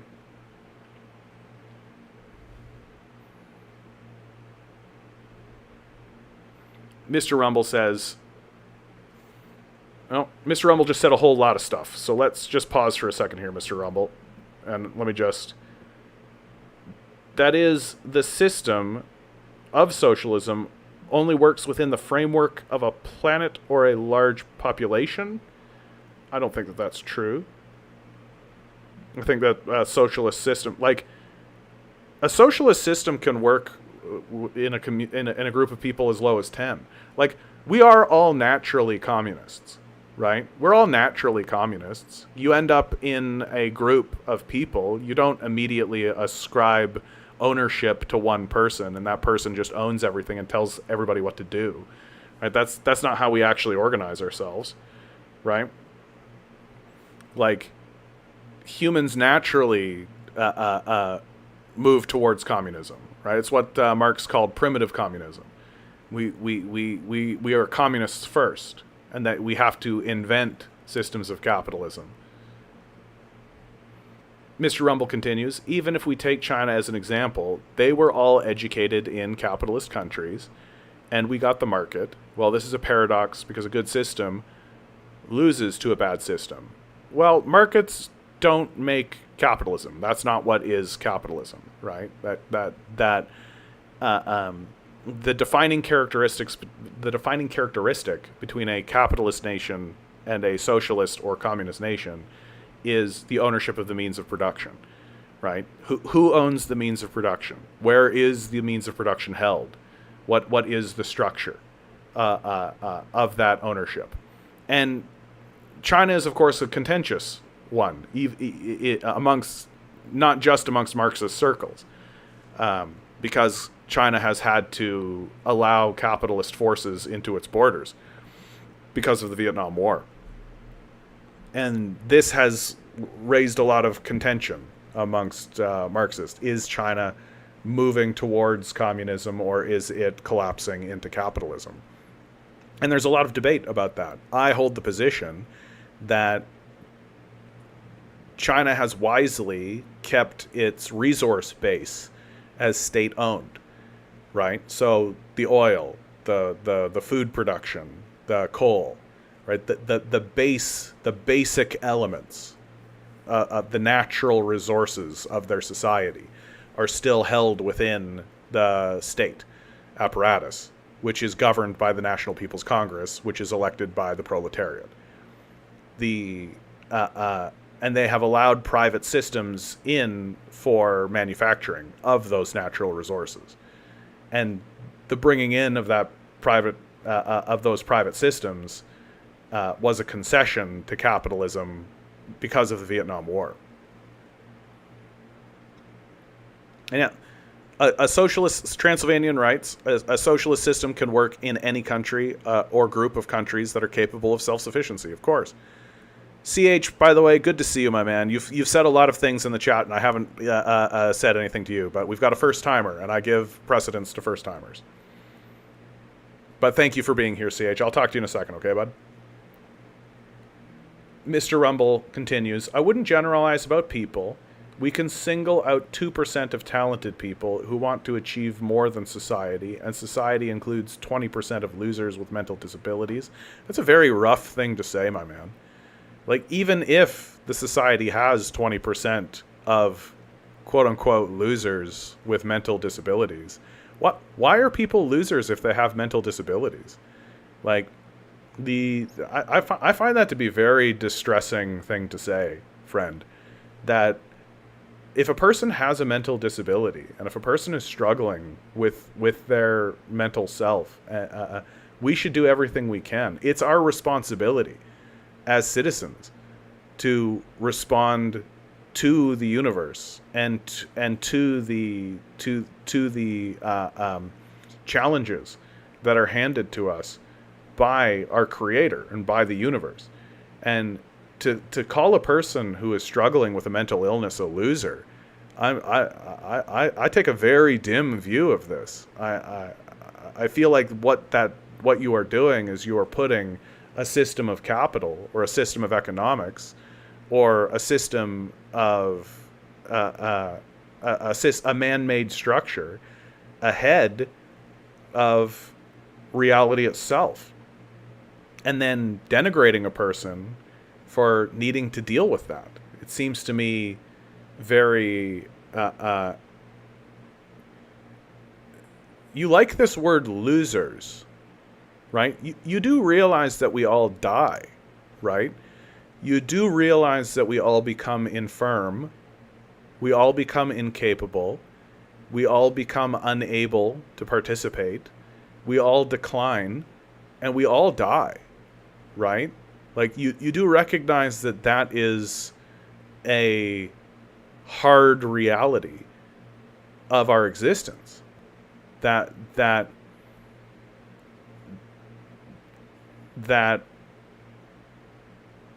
there are people who are born into this reality who have disabilities and have mental illnesses and who are helpless and who are vulnerable. And we do have a choice about how we interact with those people. One is the fascist line, that the quote-unquote useless eaters, or as you would call them, losers, simply be removed from the society and eliminated.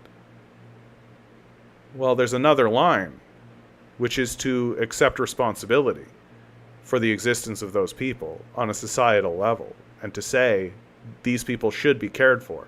They should have the resources, that their existence and their lives are just as valid as our existences and our lives. And that they were brought here into this existence by forces that are much greater and much more powerful than us. And that we should honor that and do what we can to ensure that these people have as pleasant a time as they can while they're here.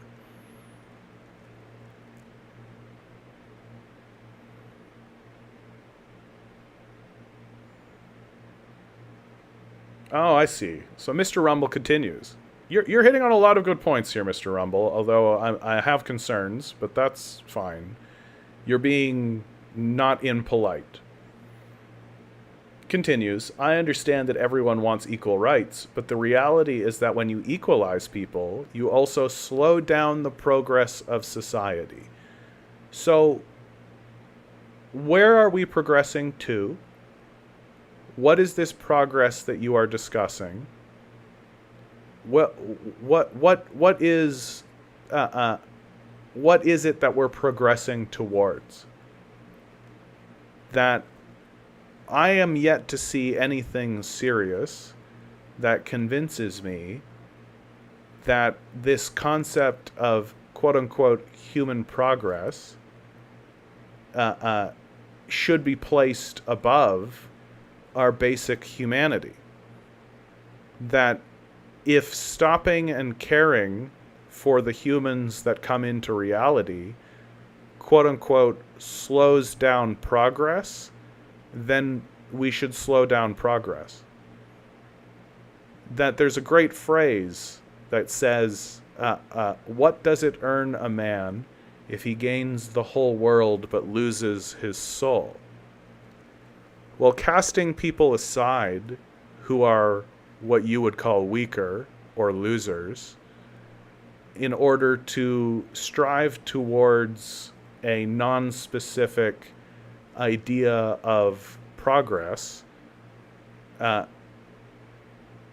feel achieves exactly that. That you might reach that point of progress, whatever nebulous idea you have of that conception of what progress is. Ill-defined and vague as it may be, you might achieve it for yourself, but you'll live in a wasteland for doing it.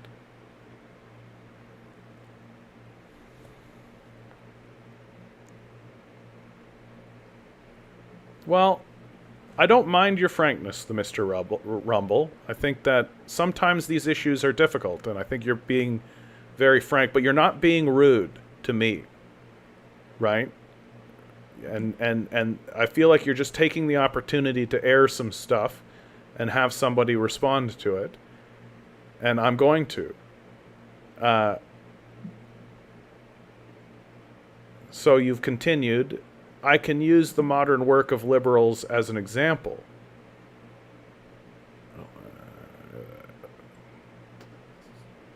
Hold on, there it is. Modern movies, actors, and video games are literally a demonstration of what quotas for losers lead to. I don't really think I understand your point. Like, are you against the arts? Do you not like movies or video games? Do you not enjoy? Do you not enjoy those things?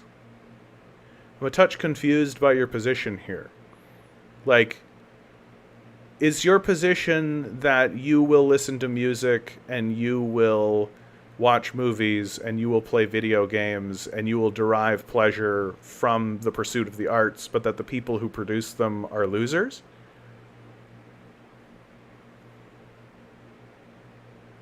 Is that your position? Because it sounds confused. And I feel like confused would be the word that I would use. That you have this notion of progress, although you don't seem really capable of articulating what that progress actually means.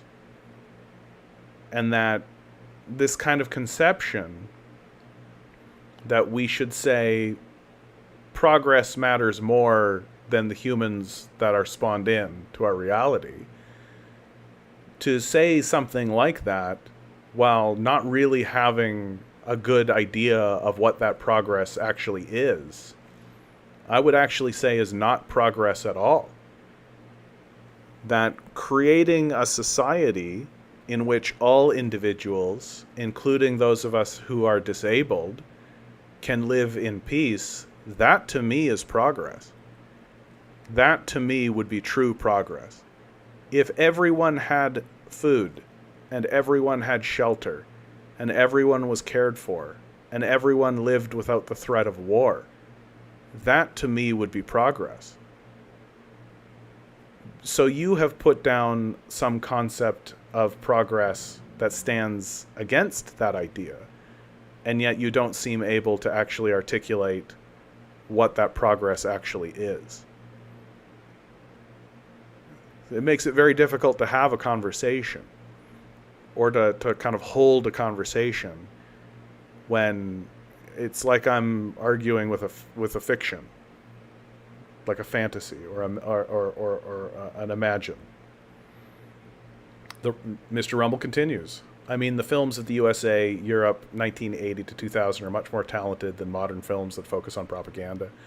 I mean, it is fair to point out that American film has definitely taken a more propagandistic angle. That is, in the 1990s, there was a lot of talented female actors, African-American actors, but they got into the cinema themselves. Liberals did not bring them because they need to be bought to the cinema, so we see absolute talentless and failed movies, games, and everything else. Yeah, I mean, I think that what you're observing there is the intersection of the arts with the system of capital that needs to propagandize itself, right? That there is a conception that exists called capitalist realism, that the most powerful propaganda that exists is not seen as propaganda at all. And the most powerful positions that exist in a society are ones that are assumed, that are never questioned, that we all just say, this is just how this is. And the system of capital requires a citizenry that views the system of capital as natural, as innately true, that it can't be contended with or argued with, that to fight against the system of capital, you might as well fight against the heat of the sun, that it's just going to continue projecting forever. And if you were to create something or to try to fight against it, it will only result in disaster, right? This is what's called capitalist realism, that image must always be projected. It was an easier image to project in a Cold War environment, when the United States and when the system of capital was the only viable system on the world stage, and the capitalists could move into the world unopposed and without any real opposition. It was easier to maintain this idea of capitalist realism. And so the constraints on the arts didn't need to be so strong. They didn't need to be so rigid. They didn't need to be so vigilant, because there was no alternative for anyone to look at. Moreover, the internet didn't exist. And so people had less access to information in the first place. And of course, Transylvanian is right to point this out. There was an enormous amount of propaganda in the movies of the 80s and the 90s. The reason why you don't see it is because you have been immersed in that propaganda for so long. The 1980s were full of consumerist Reaganomics propaganda. The 90s were full of liberal end-of-history type propaganda. It has always reflected a society's dominant zeitgeist. That's exactly right, Transylvanian. And this conception of capitalist realism during those periods of time because there was no one in opposition. And you can find media that does stand in opposition to the dominant narrative. I would argue that Star Trek, for example, is one such piece of media, and that it gained prominence specifically because it offered an alternative narrative to the conception of capitalist realism, although it has now been co-opted and now projects the same idea of capitalist realism. The issue that's happened in the modern era The issue that has happened in the modern era is that the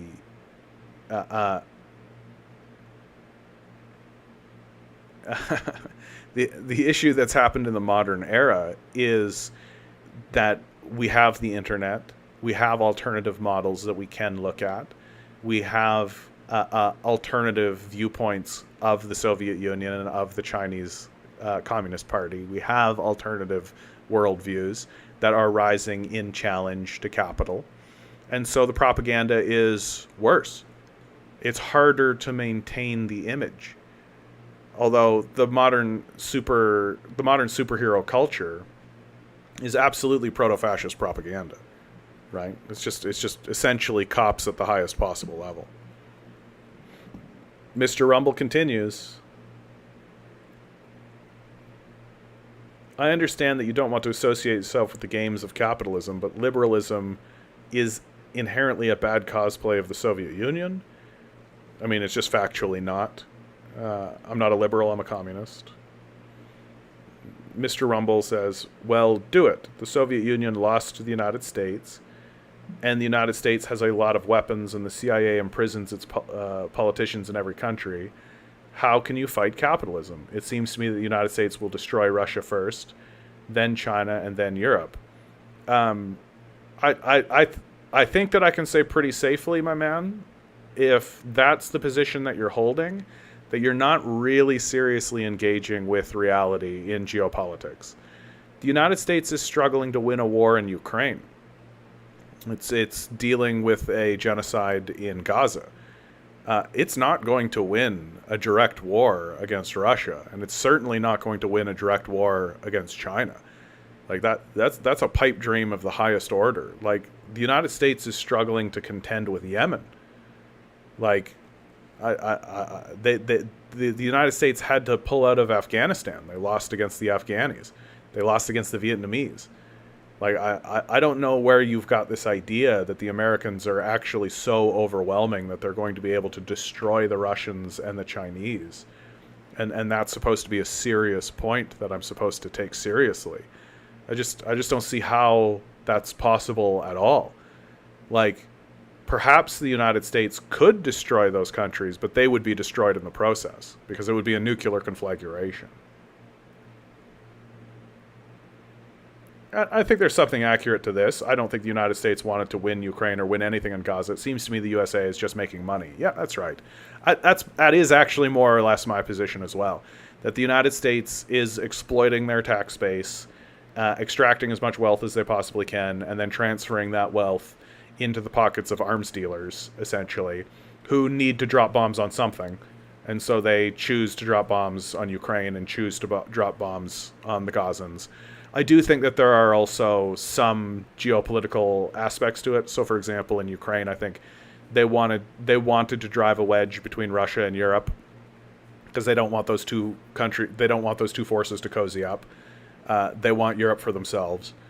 And in the Gaza Strip, I think that they straight up are doing it just to get access to the natural resources that are there. In 2000, they discovered like 16 tons. How many? They discovered a lot of natural gas in the Gaza Strip.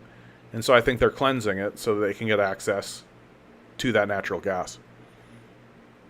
And yeah, I mean, Isaac is right? The BRICS organization, the trade organization that is springing up, a coalition between Brazil, Russia, India, China, and South Africa, that most African nations are joining, and much of the Middle East is joining. It's going to be a very powerful bloc and a very powerful group. That the United States is actually facing a pretty significant decline because it has arranged itself to it has organized itself along the lines of dollar primacy, and so it gutted its manufacturing base over the neoliberal period, and based its entire economy off of this concept of globalization, which essentially means we print dollars and give you dollars and you give us stuff, right? Well, because of the trade organizations that are springing outside of the international system, countries are no longer that willing to take American dollars, and the American dollar is going to go into a pretty major decline. And there are resources that we're not really going to be able to have access to so readily anymore. I mean, for example, coffee. Coffee is the example I always give everybody. And coffee is especially special because there's nothing we can do about it. We can't grow a single bean of coffee. Coffee is exclusively an import. It comes from the equator, right? So Kenya, Ethiopia, Somalia, Brazil grows plenty of coffee. We are the number one consumer of coffee, right? And so, or Americans are, rather. But we don't produce any. It's all imported. And the arrangement that we've been doing for decades now has been we print dollars and we give those dollars to coffee-producing nations, and then those coffee-producing nations can turn around with those dollars and buy something that they want, right? But eventually, and it's happening faster and faster, the coffee-producing nations will say, well, we don't really want your dollars anymore. Your dollar doesn't actually have that much value in the world anymore. I can't get as much stuff. I'm still producing the same amount of coffee, but your dollar doesn't actually get the same, because of inflation, right? Your dollar gets less and less. And the Chinese are actually willing to give me even more than you were giving me in the first place, or the Brazilians or the Russians. So I'm going to start trading with them instead. And I'm not interested in your dollars anymore. And it's going to mean that the Americans are not going to be able to get access to goods any longer. Or if they do get access to goods, it's going to be at a higher rate. You're going to get your small coffee is going to cost you $10. And this is what America is facing. This is what America is looking at. And the Mr. Rumble says, yes, I think coffee can help Africa get out of the trash can they are in. But who allowed them to sell coffee without taxes? So your comment kind of shows me that you're unaware of the colonial period, right? The colonial period that exists in Africa is quite literally a period of time where the European nations, as well as the American nation, as well as America, essentially split Africa up,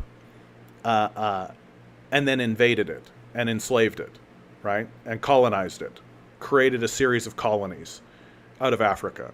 And every single African nation has in its history the colonial period, where and most European economies are still based off of this colonial project. It's actually a huge concern for most European nations. Like, what are they going to do as the colonial projects begin to fail? Right? There's lots of African nations that are beginning to pivot towards China and are beginning to pivot away from the United States and from Europe, who are interested in getting rid of this European colonial situation. Yeah, Africa is throwing the West out and liberating themselves, and we'll see. There's a lot of concern across Africa. They're concerned that they are getting rid of one colonizer and replacing it with another colonizer. But I think that they have seen that the Chinese are willing to do business as equals, as opposed to showing up with guns and attempting to coup their government, which is what the Americans tend to do. I still think coffee and lithium are a sign of colonialism. No one will let them sell resources without high taxes. The Chinese will. Like, this is where you're wrong, friend. Like, you're acting like the colonial powers are the ones that are going to have influence moving forward. Like, I think there's a reason why Africa is pivoting towards China. There's a reason why organizations like BRICS are gaining prominence so swiftly.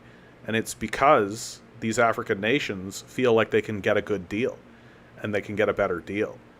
And you see across Africa that there are coup attempts, just in the Congo, for example, just very recently, like within 2 months, there was a coup attempt in the Congo, and they captured 3 CIA agents. And when African nations see this, right, they understand, like, we've got to get away from these Americans. Like, we've got to stop dealing with these Americans. We have an alternative, and we're going to take it. Mr. Rumble kind of writes something that's a bit copy, honestly. China still has less influence in the world. The United States has lots of weapons, and if China takes more than it can, Nancy Pelosi will come to it and pat it on the ass. I think that that's kind of magical thinking. The number one trading partner for most of the countries of the world is China. To pretend as though China is not a highly influential state is to kind of not, well, not kind of, it's to not grapple meaningfully with reality. That the United States is deeply, deeply, deeply concerned about China's trade relations. And what's especially concerning about China from the United States perspective is that it keeps developing peacefully. It's not developing through war. It's not sending in clandestine organizations to coup governments. It's not really giving the United States a casus belli. It's not really allowing the United States to create a rah-rah war narrative. And so the United States manufactures them, right? Such as the Uyghur genocide narrative that they manufactured, or the Taiwanese independence movement, or the Tibetan independence movement, right? These are all attempts to manufacture casus belli to war against China, but they never stick. And they never stick because China keeps just dealing peacefully and just keeps trading peacefully. And it has become the number one trading partner for most of the rest of the world, including many European nations. So I don't think it's a serious thing to say. And I think it's a huge, huge misunderstanding of what's going on the world stage to try to downplay China's significance. China has built hundreds of thousands of kilometers of high-speed rail all across the Middle East and into Russia and into Europe. Most world events actually pivot and center around the Belt and Road Initiative because America is so terrified of it. They're so scared of it. They don't want that rail system to spread into Africa. They don't want China to have that kind of influence in the African continent, and they're doing everything they can to try to stymie that growth, but they can't succeed because they know that they can't really engage China militarily. They don't have the rationale to do so, nor do they have the capability.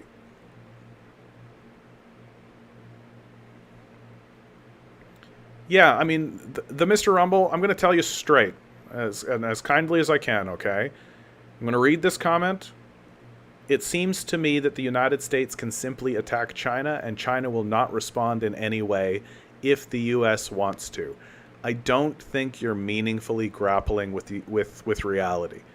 I think that you have an inflated idea of the capabilities of the United States and a complete misunderstanding of what China is capable of.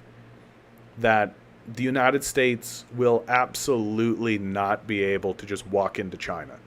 There's absolutely a 0% chance of that happening. Like that's a deeply, deeply, deeply unserious position to hold. It's not a position that any military personnel in the United States would hold. It's not the position of the generals in the United States. It's not the position of the political apparatus of the United States. And it's certainly not the political position of the Chinese leadership and the Chinese military. Like, yeah, Isaac's kind of hitting it, where you seem to think that China is Grenada, that China is like a low-level, kind of a nothing place. Like, I know that we're used to seeing the Americans go and destroy defenseless nations. Like, that's kind of their thing. But China is not a defenseless nation. Like, China is a highly militarized and, incidentally, highly militant culture. Right? The Chinese are very proud of the militancy that they have had. Mao was a military leader that won a revolution and cast out the imperialist powers. Both Deng and Zemin both sought to modernize and militarize China further, and Hu Jintao and Xi Jinping both have increased military spending because they understand the threat of America. America keeps projecting threats towards them, and so they seek to be protected and seek to be stable in that regard. And the United States, even the United States' own documents,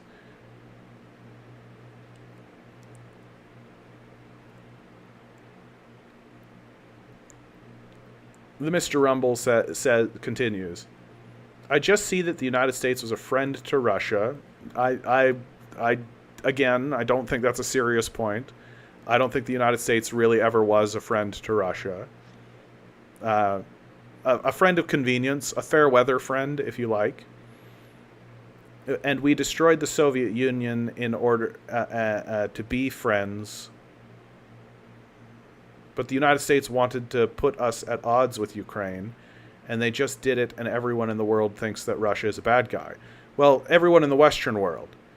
The what's called the Global South, which is the vast majority of the world's population, understands that the United States created that war, and they don't see the Russians as the bad guy in that situation.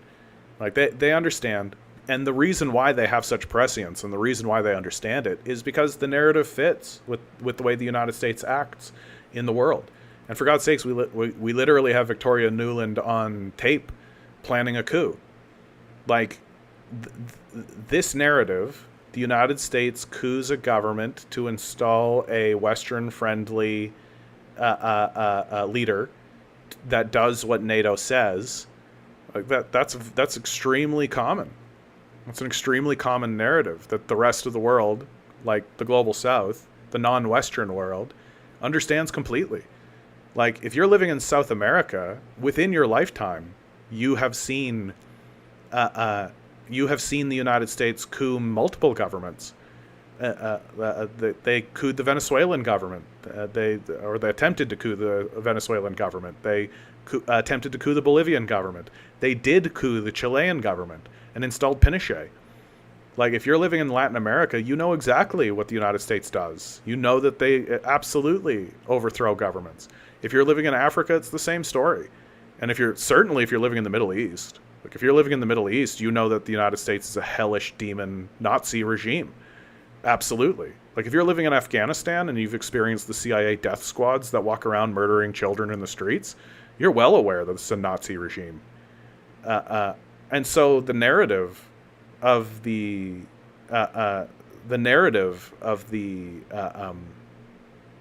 Ukrainian war is well understood outside of the what's called the international rules-based order, or the West. So this narrative, right? Like, you have a very kind of Western-centric worldview. Well, the vast majority of the world's population doesn't believe it and doesn't go along with that. They don't buy into that.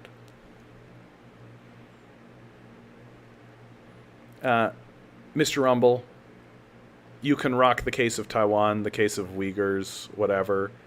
I mean, none of these, like, in the case of Taiwan, the United States has said that Taiwan is part of China since the 60s.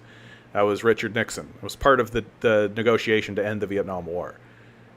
So the idea that Taiwan is its own independent nation, it isn't. It's part of China, and it's always been part of China. And in terms of the Uyghur case, like, there's just no evidence. Like, I'm sorry, showing me spooky photos of the tops of buildings and saying bad things are happening in those buildings while simultaneously carrying out a legitimate genocide that I can see with my eyes.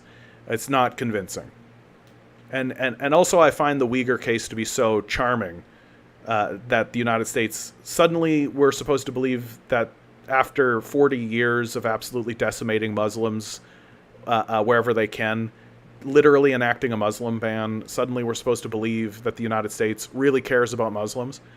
Yeah, get the fuck out of here.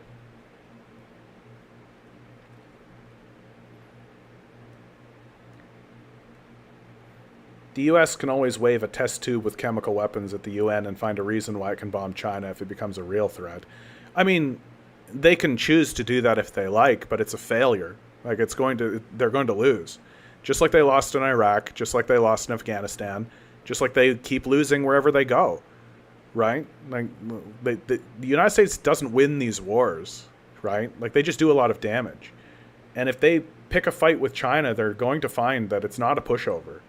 Like, I find your underestimation of China to be kind of startling, frankly. That China is not just going to sit back and allow the United States to invade it or to blow it up, right? It's not going to permit that from happening.